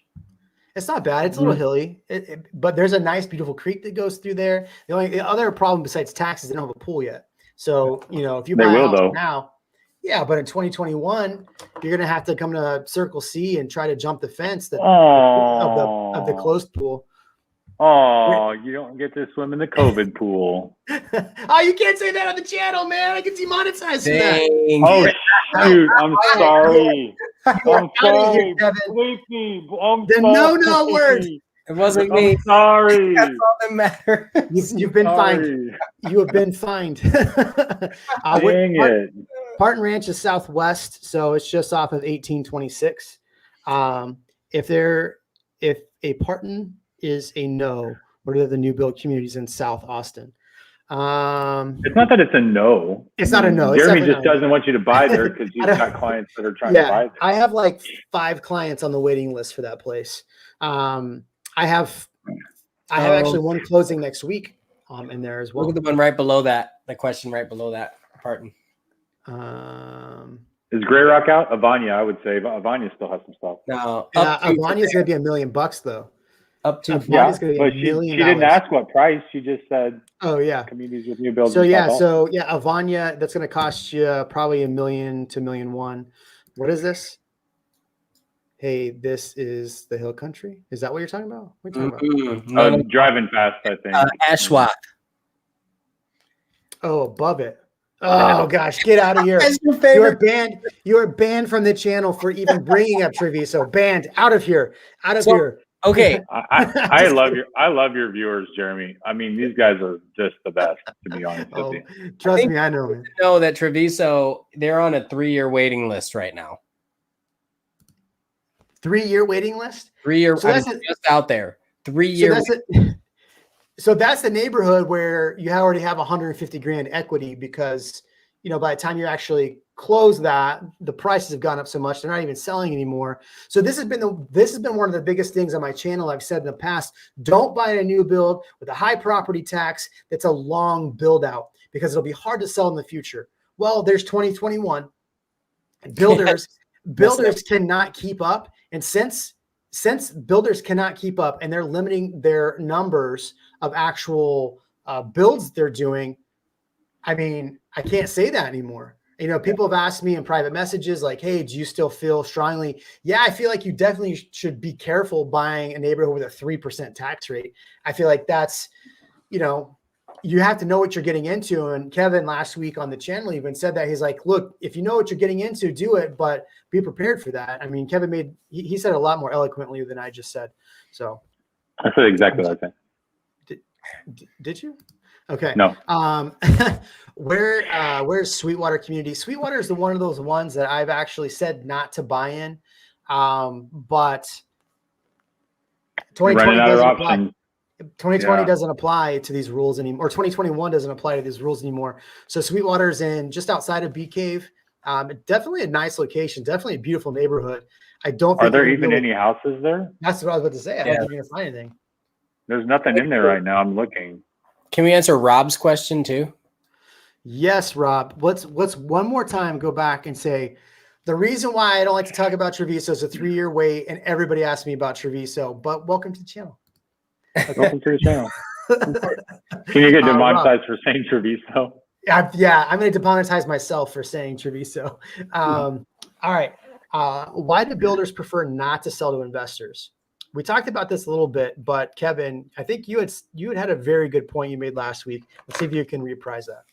I don't remember what that point was. What was the point? So, I don't remember what it was. Ian, do you remember? I don't remember what you builders on.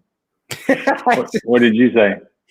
I don't know if I said it, but I think the idea is builders, like all of us, have a target market, right? And so if they're focused on this target market and someone else comes in and changes that dynamic, it affects their ability to market it later to their target market. Right. Yeah. So it's the most PC way I can answer that, I think. Well, yeah, I remember what you were saying, Jeremy. I remember what you were saying is if they allowed investors to do that, what I would do right now is I would go get my richest friends and I would go to a builder and I would buy 10 or 20 or 30 homes from them, knowing full well that a year from now they're going to be worth way more. Or I would just do the same thing or rent them all out. So that's what they're preventing is that. Oh, yeah, got it. Yep. Yeah, because there was the one in Georgetown at Saddle Creek or something where some investor goes in and says, how many home sites do you have? 109. Can I buy them all? Mm-hmm. Right, all of them. And why wouldn't you? Does that help? Why would you? Who does that help? If you got a REIT or whatever, and you have a big group of investors and you can buy all of them, the challenge is your rental prices for those homes are your competition's yourself. So if you're going to try to rent those out, you are competing against yourself in the future. So I think we got that pretty well knocked out. Oh my gosh, here we go. For sale by owners, welcome back to the channel. Jeremy, you provided the how to buy in Treviso and we nailed it. Okay.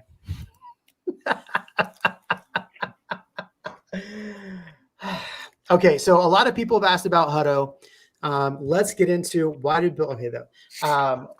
How is Hutto? I'd never heard anybody talk about Hutto. What are your thoughts on Hutto in general?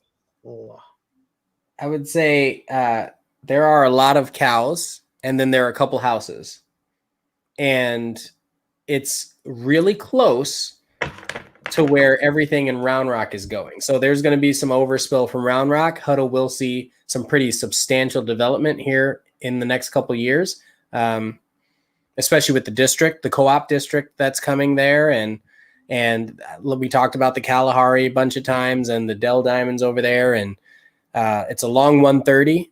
It's just not talked about because it's not very exciting. Kind of like Taylor, because it's not built up infrastructure yet, and you're lacking the topography. And sometimes you have to look out for those taxes. There are a lot of things. They got that new amphitheater, right? Deadmau5 played there a couple weeks ago. Yeah, that's pretty cool. It is cool, but that's to bring attention to a city that had no attention. You ever been cow tipping before? Right. You boys ever been to Mexico? So here's the most exciting part about Hutto. Let's see if I can find it. Here we go.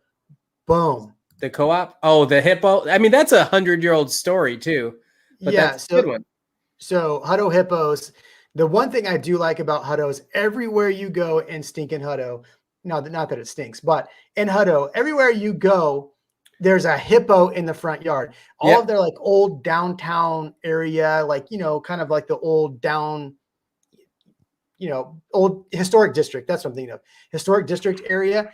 Every single house out front has a painted hippo in front of it. It's endearing. Look, as far as Hutto goes, I think, you guys nailed it. There's going to be a ton of development out there. There's a lot of stuff going on. It's just not developed yet. And so the advantage Hutto does have is that it's right next to Pflugerville. Yeah. So Pflugerville has off 130 has that big shopping area. There's a Costco out there now. So you're a little more accessible to that stuff. So I think Hutto in general, if you can find a decent priced property that doesn't have a crazy pit or mud somebody asked about PIDs and MUDs on here. Oh, I lost it. Here we go. Thoughts on PIDs and MUDs. If it doesn't have a huge tax base there, you're going to find a great property. I had somebody actually before, in the middle of all of the madness, bought a property. It was like one of the first times I actually had to wear a mask to a property and all that. I mean, it was right in the middle of it. Paid $235 in Hutto for a 1,500 square foot house backing a greenbelt. Yeah, that's awesome. That's a $330,000 easy right now. Yeah. There's no way you're going to find that. But I do like Hutto. I think there's a lot of good things going on. There's some developments that were built out there in the past that the home, like I toured with clients in the past, and the developments weren't that nice. But I think it will definitely grow. Yeah. Any other thoughts? Anybody? Can I answer this question about thoughts on buying in Montopolis? Oh, the thoughts on the PIDs and the MUDs. Who's the name? Who's the name? The thoughts on my thoughts on those types of things real quick are like, what kind of utilities? Here we go. There you go. Maddie, there you go. What are your thoughts on buying in Montopolis? Because two people asked that. I'll say this again because I said it last week. If you find a home that you like at a price that you can afford, there's no bad place for you to buy a home. There's no bad place. Like if you like the home there and you like the neighborhood, that's not a bad place. There's no such thing, in my opinion. And I don't hold me to this. And Kevin said that there's no bad place to buy a home in Austin. If you like the neighborhood, in my opinion, if you find something that you like, go for it. I'm a big fan of 78741 across the board. It has been a bit more of a transitional area for a short period of time, but I actually like the direction it's going right now. But the thing is, Montopolis homes right now, even the small ones, are still almost $500,000. Yeah. So if that gives you an idea of the demand there, then I hope that helps a little bit. But I like that whole area. But like I said, there's no area in town right now that I wouldn't see as a good place to invest. If you like it and you want to live there, it's a good place to invest. Yeah. If you can find a house. Yeah. And then she followed up by saying, my fiance and I just reserved a lot in a development. I'm curious which lot or which development you're looking at there. But you're terrified at the brink of a bubble. Look, if you put something under contract now, and I'm curious to see if you agree with me. If you put something under contract now, I want to see your face. Sorry. If you put something under contract now and it closes in 6 months or 8 months, 10 months, even if the market does turn in September, October, November, the prices of those homes that are selling behind you are going to be ridiculously higher. Every single contract the builder writes, they then increase the price on the next home. And then they increase the price on the next, or whatever, like 2 lots, 3 lots, then they increase it again. So if you're going to buy now and get under contract now, I would not be as worried about a turn in the future that we're in a bubble. I just don't see, and I've talked about this on this channel, there are a lot of issues that are going to happen in this market in Austin. You can see my content reel. There's quite a few videos on this. I just don't see it turning to a point where people are going to lose everything. Like if they would have bought some stonks in GameStop at the very end, right? You're gonna make me depressed, Jeremy. I'm sorry, man. I had to bring that up. That's all right. So what, your thoughts on that? Yeah, I think the biggest question here is you're buying a house, unless you're going to leave it in 2 years, even if the market does turn, it will come back because there are so many people moving here that want to move here. So many jobs that are moving here. These corporations, they move pretty slowly. So it's not like they're going to come here and then just stop. Automatically 5,000. When they announce 5,000 jobs, it's not automatic. In fact, somebody from Tesla emailed me the other day, said I'm moving for Tesla, but they're not going to be here for like another 6 or 8 months. Yeah. So Amazon warehouse is opening. I'm showing a guy houses are opening. I'm showing a Tesla guy properties tomorrow. Oh, nice. I am a Tesla guy. Take that. I'm not. Yeah. Does he drive? He works for Tesla. Yeah. But I don't think we're on the brink of a bubble. By the way, I mean I'll just go on the record and say it. I don't think that we are. Samsung, didn't they announce $17 billion dollar manufacturing plant, and they're partnering with Tesla on another project. Like there is no slowdown, and it's over. It's funny because it's over by Dessau and East Village. By the way, Yeah. $17 billion going into that area right now. Yeah. I mean, so yeah, it's unless everybody says all of a sudden we're not going to bring our jobs here, then yeah, but that's not going to happen. Even Ian said they move slow. So Nicole said that they're put under contract at MI Homes, Hills of Estancia. I'm mad at you for doing that, Nicole, because I had a client trying to get in there. We've been calling MI Homes for 5 days straight trying to get in there. We're putting somebody under contract in there tomorrow. So, where is that? Oh, Hills of Estancia. Yeah. What's nice about that, I think the MI section, if I'm not mistaken, there's two parts to that. There's the Lennar, which is 2.7% tax rate, but the MI Homes is 1.8 or 1.9%. So it's a lot cheaper. So that's why I like the MI Homes there. Okay. Where were we going with any of that? I forgot. I'm not even drinking tonight, guys. Oh, I don't know. I want to finish my thought about the bubble though, because I don't think that we're. I mean, because we're talking about investing in real estate, like, there are a lot of like crazy bubbles that can pop pretty quickly, and then it can get all people in a lot of trouble. But I think it's for something like that is a good asset. How quickly can you absorb the decrease, and then how quickly will it bounce back? So, for example, we're talking about stocks. Like if Tesla, they consider it as a stock bubble right now. It's like $855 a share or something like that. If it was a bubble and it popped and it went down to $500 a share, how quickly do you think that investors are going to rush into and buy that stock?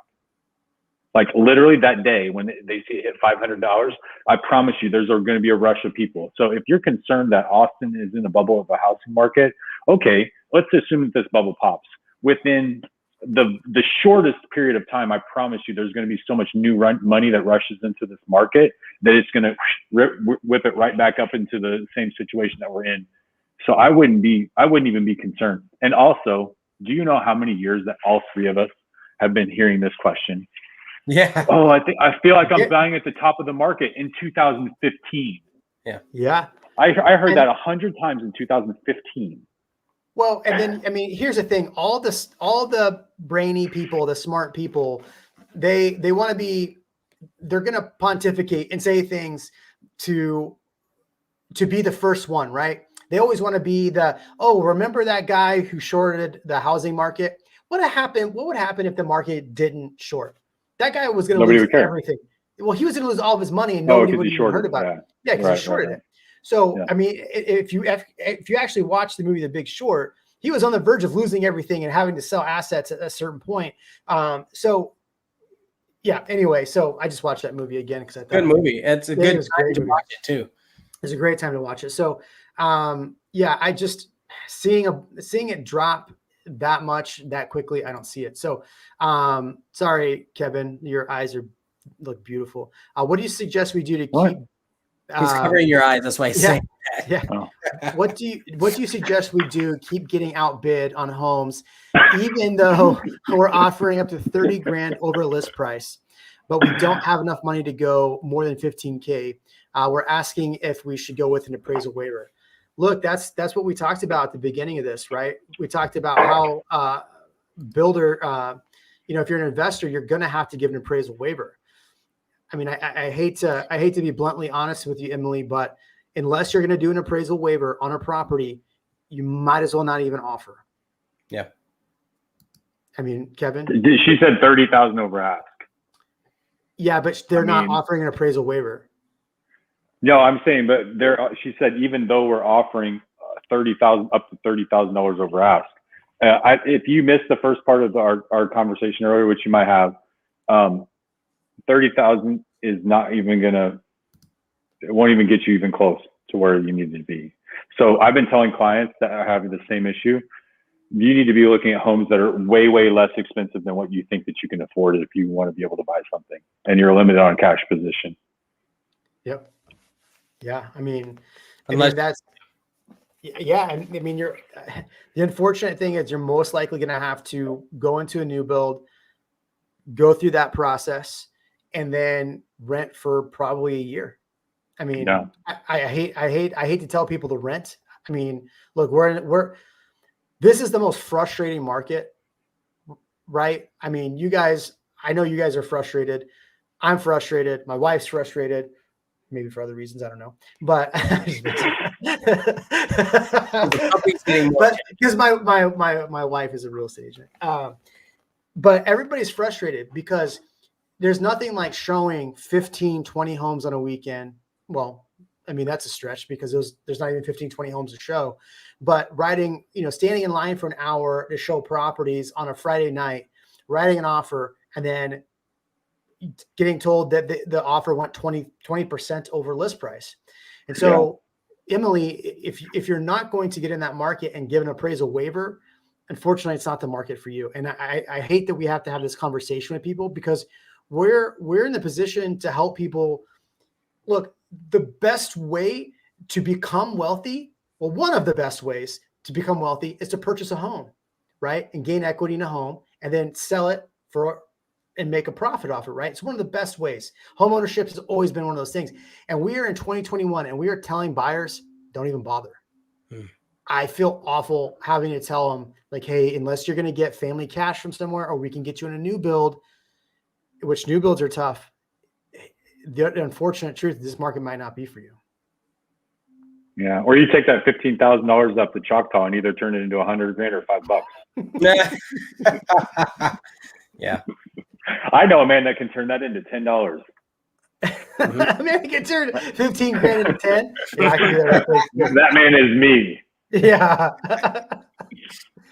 Yeah. Did anybody on this? Go ahead. No, I was gonna say you won't get a good return, but you'll learn a very valuable lesson. I promise you. Mm-hmm. Yeah. Did you get bit on the old GameStop stonks?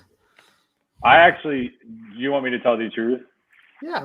I mean, if you're willing to tell people. I'm willing to tell. I mean, it's not a great story. I made a lot of money on GameStop and then immediately evaporated. Oh, I was like, I made a lot of money. It's not a great story though. Okay, I made $350,000 on GameStop stock, and it disappeared. And it disappeared in 2 days. Oh man! Because wow. So that was a depressing time. All right, it's a good one. Wait, hold on. I bought my first house in Austin, Boulder 620, and I thought 240 was high. Oh yeah. Okay. What do you think? Do you think it will slow down when interest rates go up? When do you think interest rates are going up? That's the best question. It's open-ended. I don't think they're going to go up for a year, maybe. Yeah. Look, listen, we get these stats all the time. People are always buying houses. Doesn't matter what the interest rate is. And if people are using leveraging cash instead, doesn't matter what the interest rate is, right? It's a tough. I want to throw a point out there. I forget. I put it on my community tab. Some guy, I don't know who he was, some YouTuber pulled a live stream conversation I had with a friend about the market, and I actually got eviscerated for saying by her channel and the people on her channel for saying that the Austin market was going to change and it wasn't going to flip. Like she was saying, she's one of those people who likes to say that the world is nigh and that everything's falling apart, which, I mean, she lives in a different market than I do. So, a lot of what she's saying is true. But anyway, this gentleman commented and called me that guy because I was the first person to point out the tax issue. He's like, yeah, and Christina said this, and then that guy said something about the taxes, which was actually really smart. But there's something he said in that video. If you watch the full video, so this isn't me saying this. So before you start slamming the thumbs down button and getting mad at me, this is what I'm quoting someone else said. He said, do you really think that with the new administration and with the way things have gone politically, do you think the new administration will really do everything they can from preventing, how do you say it? Anyway, he said, do you really think that they're going to try to let the economy get to that scenario where we're having a massive turn? They're going to do everything they can politically to prevent that. And so that's what he said on there. So do I think there's a bubble? Do I think interest rates are going to go up? I think they're going to do a lot of things to try to prevent that. I think a lot of it has to do with the new administration. I'm not making any judgments. I'm just thinking this is what he said. It's on my channel. Go to my community tab. You can watch the video. I linked it so you could see what he said because I'm that guy. No, truthfully, the Democratic Party, and I'm actually not partisan at all, believe it or not. I'm not even independent. I'm like nothing. But the Democratic Party does have a lot to prove right now after the Trump administration. And I do think that they're going to do everything in their power to make this first year for sure as a massive economic success, as much as it will be they want it to be a social success, a cultural success. So I think that they're going to play a lot of really neutral games. I don't think they're going to rock the boat very much. I totally agree with Jeremy, and I agree with this other guy. I don't think you might see incremental interest rate changes later this year, but at worst case scenario, what does that get to? 3%? It's 2.5% right now. I mean, we still have a lot of people that don't have jobs. Right? What's that? Yeah. Not in Austin, but like nationwide, right? So they can't just bump in interest rates for the sake of it. Yeah, there's just a long way to go. Yeah, there's a long way to go. That's a good way to say it. Nicole said, I don't think Nicole is spot on here. She seems to be very intelligent. Do you think some people would be better off to hold than buying their own home, staying renting, and buying investment property elsewhere? This is actually a good question, and I think relative to our conversation tonight. Our starting conversation. So Jeremy just mentioned just a minute ago that is a wise investment for you to purchase your own home property, unless you are a super savvy investor and you could leverage that money into multiple doors elsewhere. I would not buy your own home in the market that you wanted to be and then sacrifice that cash into a market with lower prices, but much lower rentals and much lower appreciation, not close to your house for maintenance. That to me seems like a losing deal if you're just going to buy one home or two homes. So I would recommend, if you're going to buy a primary residence, continue to think about, if you're going to buy in Austin, continue down that path, even though it may be a hurdle to overcome. Long term, I believe it's a better investment for you. Plus, you can homestead your home, and they cap your tax, or they cap your assessment for taxes every year. Investment properties have no cap on taxes, so they can increase the value of your property as much as they want every year. Yep. I do want to point out real quick, I want to take a moment and just say how profound that was. Thank you. Because I think a lot of people get in this market and don't understand, like, especially people who want to invest, they don't really understand, and they don't really take some of those pointers into consideration. So I do want to say, Aware Penguin, hello, welcome back. I appreciate you. Wait. I got one, $3 GME at 300. So I don't know what that diamond means. hands. He's old. He's got diamond hands. Okay. Cool. Well, look, we have a lot of people still watching the live stream. We've got a lot of good comments on here. You gentlemen, would you like to continue, or are we done here? It's up to you, Jeremy. You're the host. You're the host. Well, your channel, your people. I want to be respectful of your time. I know you could be off, writing offers and things like that. Actually, I'm done for the night. So. I usually mute my phone when we're doing a live. So good. Mine, I got like 3 calls. All right. To achieve what we wanted, had to rent the home. We finished around early summer, and we're already have equity by the time we sign the doc. So this is going back to what I said earlier, that you might have to rent for a few months. One of the best things you can do if you're trying to get out in this market and you're going to do resale or something like that is rent for 6 months and try to find something. You might have to break a lease, but I mean, this is the market we're in. So any other good comments you guys want to comment on here? Y'all? Oh, here's a good one. What do you think about buying storage units? Don't get me started on storage units, bro. I want to know. No, I actually don't. I don't have any response to that. I want to hear what I do. I have lots of response. Like you're talking to a guy. I own, and I have owned mobile home communities, which are storage units. Are the mobile home of, I don't even know what the word is. They're just like mobile home parks. So you can buy a lot of doors, and you get a lot of income from it. The thing is, like, everybody and their brother wants a storage unit right now, and there are more people trying to sell you the education of buying a storage unit thinking you're going to get rich than there are actually people making money. Because I've already ran this trap. I bought the book, I returned it because it was garbage. Yep. And then I evaluated every single storage unit that was even remotely available for sale here. And it's like mobile home parks here and even apartment complexes, because I didn't see some of you guys had asked about multifamily. Like, well, I would just buy an apartment complex. Okay, how much money do you have? Like, do you have $5 million to buy an apartment complex in Austin? Because you're competing now with institutional investors. Yeah. Do you not think that big money in this country has not already identified the most lucrative multi-unit, multi-family, multi-storage facilities, and they're already either have bought them or are ready to buy them? Yes.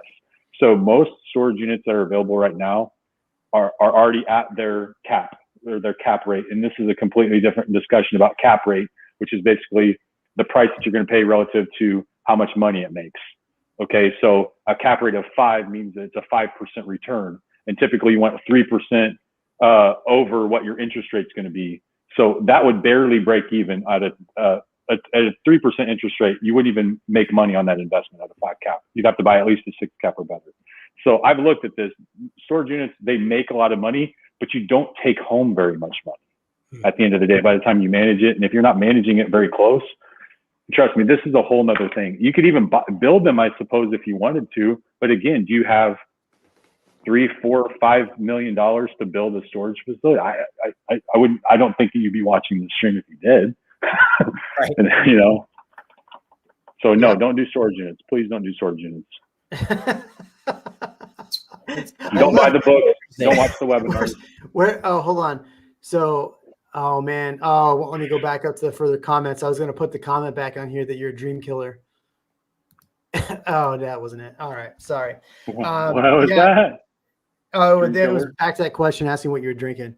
Yeah. Here you go. Again, with the truth bombs in your mullet, man.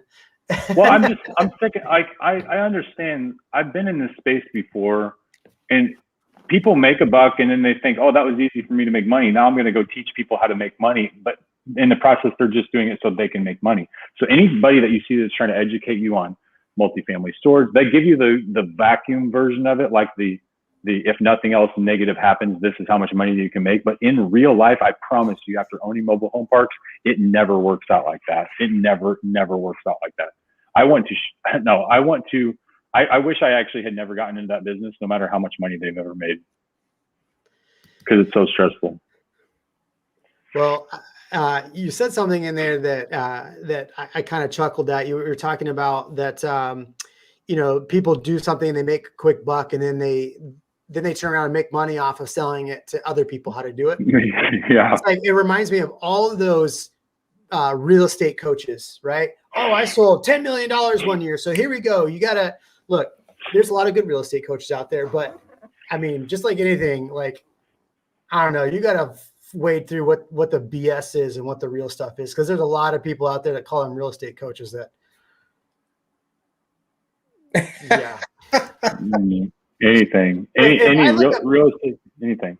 If I look up your production and you barely did nothing and you want to teach and advise people how to sell homes and how to like make money selling real estate, you're a joke.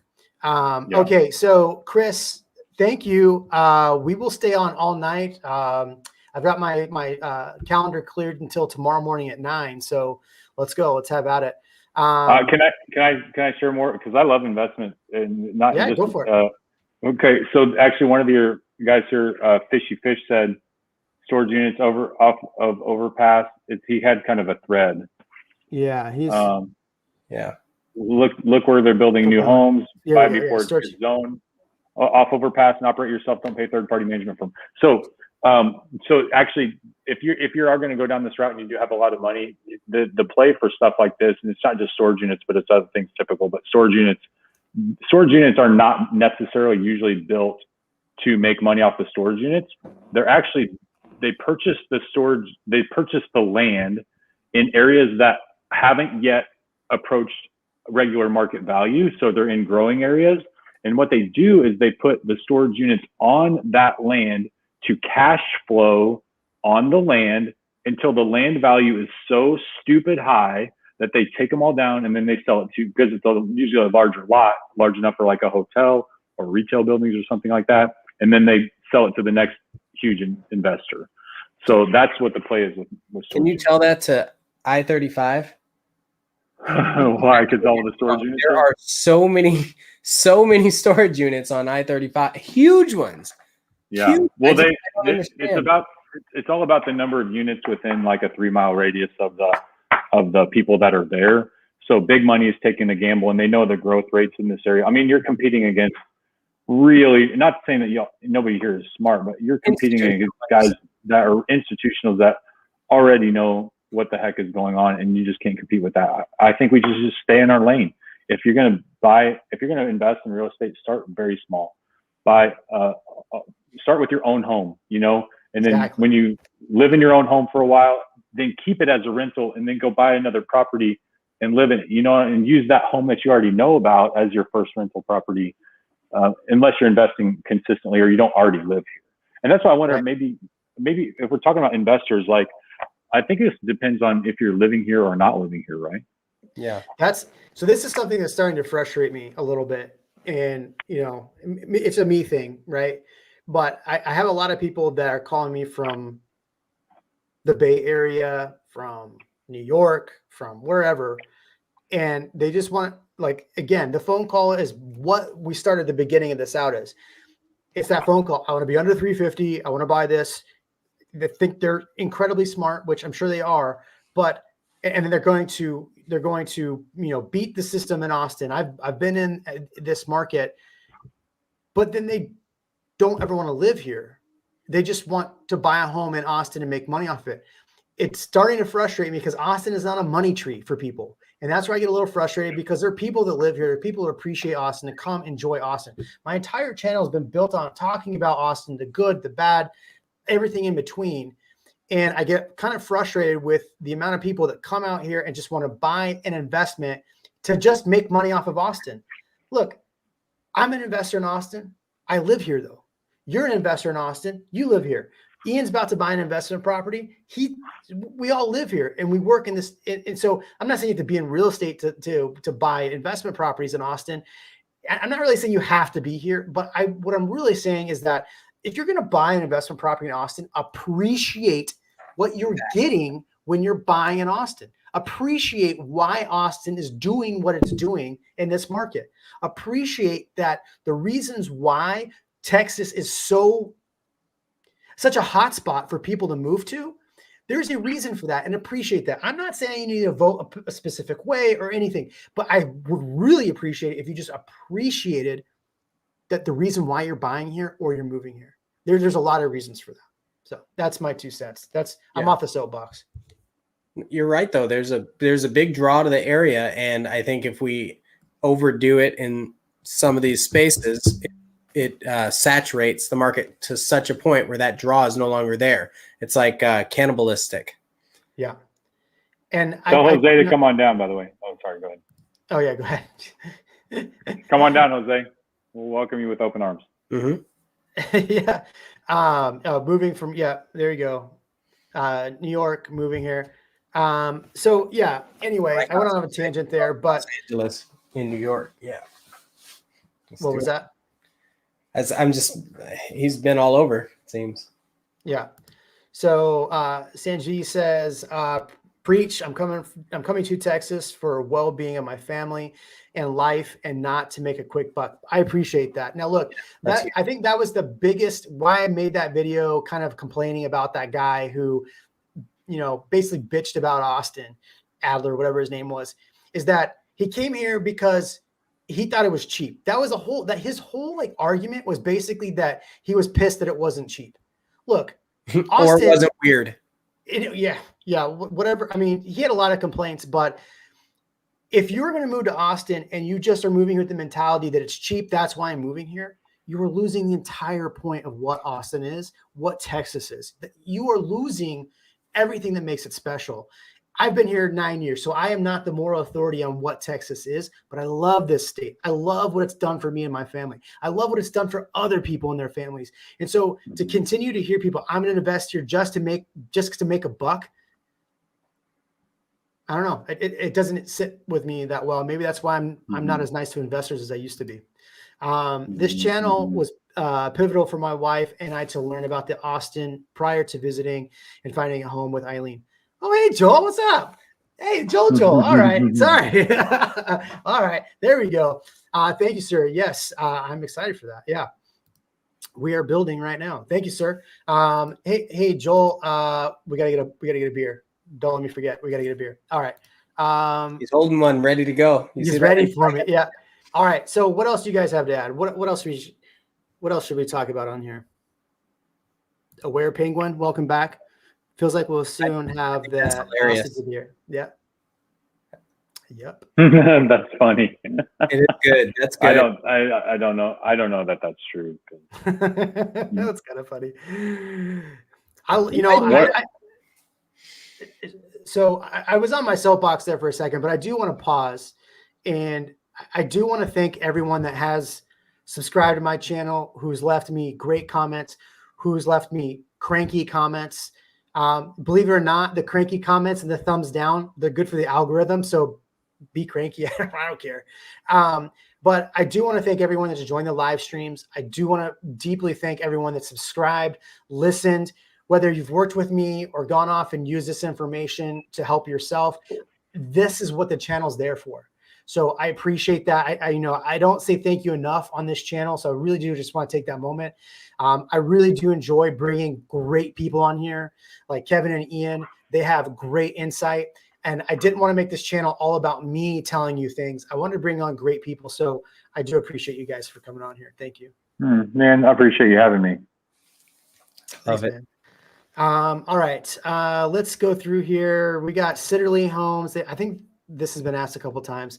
Not the craziest fan on Sitterly, but I mean, Kevin made a good point. What was the point, Kevin? Which one? That if you like the community. Yeah, if you like the community, I don't think that there's a bad. I don't know. When I was growing up, before I didn't live in a big city at all. Like, who built the home? I don't know, Joe Schmo around the corner, and he did a fine job, right? He wasn't a professional builder, but those homes are still standing, thank God, right? So I don't know. Maybe you know as well as I do. What it comes down to is on a builder, honestly, whether we consider them good or not. It kind of comes down to just customer service. But the thing is, once they're out of the picture and warranty's over, that you don't have to interact with the builder anymore. Like, so yeah. Most of the homes are still standing. They haven't fallen over. They might use lower quality materials, but the same type of construction practices. I don't know. I just don't think that you get a lot of questions about good builders, bad builders. I mean, sometimes you don't have a choice. If you're in a neighborhood, there's only 2-3 builders to choose from. Are you not going to buy a home in that neighborhood just because that's the only options you have? I don't think. Well, I mean, I'll give you a prime example. I did not want to build with Village Builders when I bought in my neighborhood. They're the only builder. Yeah. So, and everybody complained about them. Just like, Lennar buys up a huge conglomerate. D.R. Horton buys up one area. These builders now are trying to, buy up a whole area, develop it themselves so they can, market manipulate prices and things like that. So, I mean, but if you like the neighborhood and it's in a school district you like and everything you just said, then, I mean, you got to take the good with the bad. Go ahead. Oh, I just want to say thank you, Robert. I appreciate you, man. Oh, yeah. You a beer too. That's awesome. More, please. Go ahead. Is this a show? Yeah. Yeah. I'm not getting paid. Where's my contract? Hold on. Let me hear me that. I don't even have anything. I don't even have anything to plug. I haven't written a book. I have a YouTube channel, but please don't go to it. You do have a YouTube channel, yeah. Please don't go to it. Yeah. You do have something to offer, though. Show them the mullet. Yeah, you gotta flip around.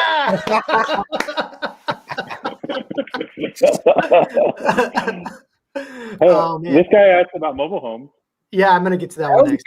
Yeah, I love that. Finally got a job, moving out here. Options between San Antonio and Austin. Have to make a decision. But what about? So this is a good question. What about between San Antonio and Austin? Between, you got San Marcos, you have New Braunfels. Those markets are hot. The prices aren't bad. Kyle, what's south of that? Selma. So yeah, maybe go in between. There you go. You can buy a 10-acre lot in Lockhart right now for $1 million. I can't say I wouldn't want to buy this one. Yeah, Ian, what's your lot going for in Leander? Don't you have one in Leander? I can't tell you, but it's sold. It's under contract. Yeah. My San Marcos Immediately. My San Marcos lot, just raw land, sold over list price in like a day. It was I was baffled. Just to give you some numbers, the reason why is because we had listed it at 600 for 24 acres in Liberty Hill, 15 minutes from Santa Rita Ranch. So it's solid. I mean, yeah, there you go. That's a lot of acreage. Yeah. All right, Kevin, you wanted to answer this one. Why? Boy, I know a lot about mobile homes, more than I would even care to admit. But why are they so affordable? What do you know about tiny homes? The mobile home builders like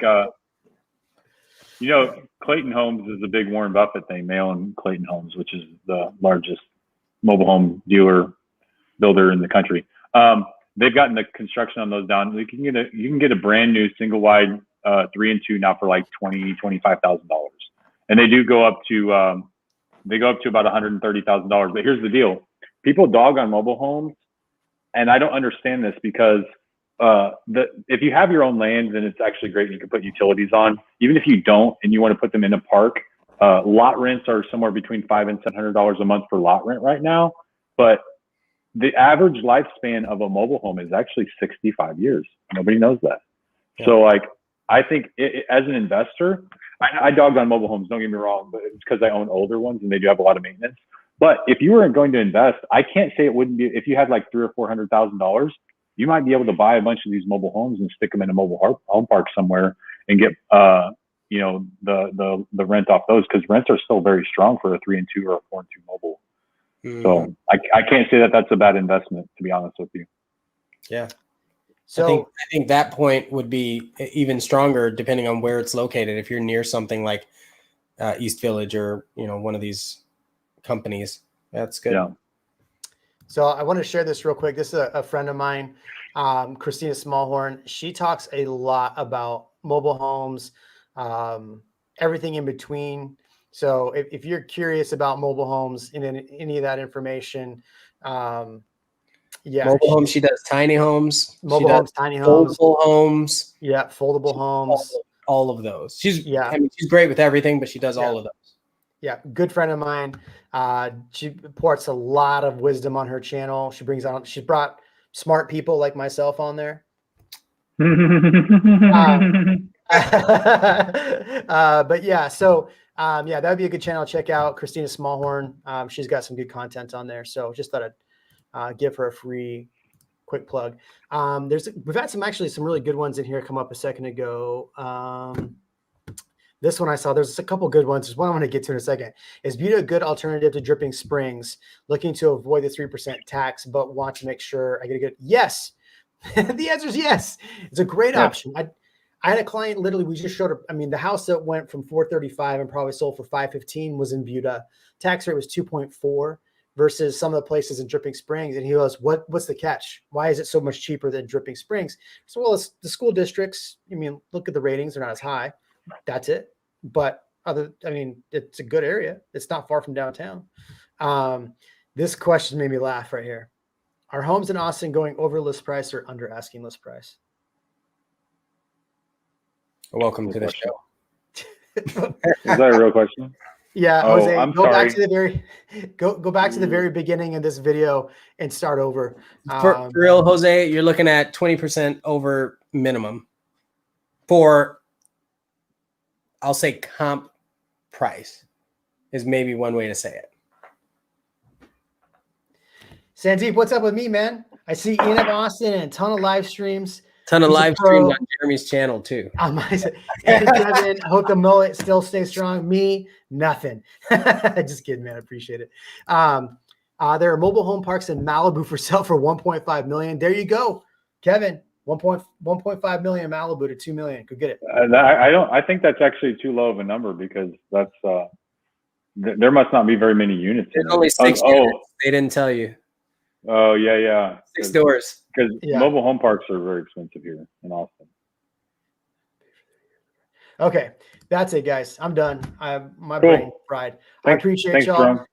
Thank you, everybody, for joining again. Thank you so much. Thank you for commenting, and subscribing. Go find Ian of Austin on YouTube. Kevin, check out his mullet somewhere. Whatever. Out Google me.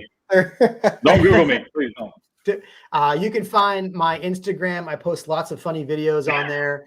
I talk about my dog peeing all over the floor and eating my notes. So yeah, fun stuff like that. So appreciate y'all. Have a great one. Wait, hold on. Wait. I saw this one. Hi, Jeremy. Thanks for the videos. Currently in El Paso. My wife's family's from El Paso. All of them. They're great. And I've been thinking about moving to Austin within the next year. Pflugerville. Is that a great neighborhood? Yes. Do it. All right. There you go, friends. Have a good one. Thank you so much. We will see you later.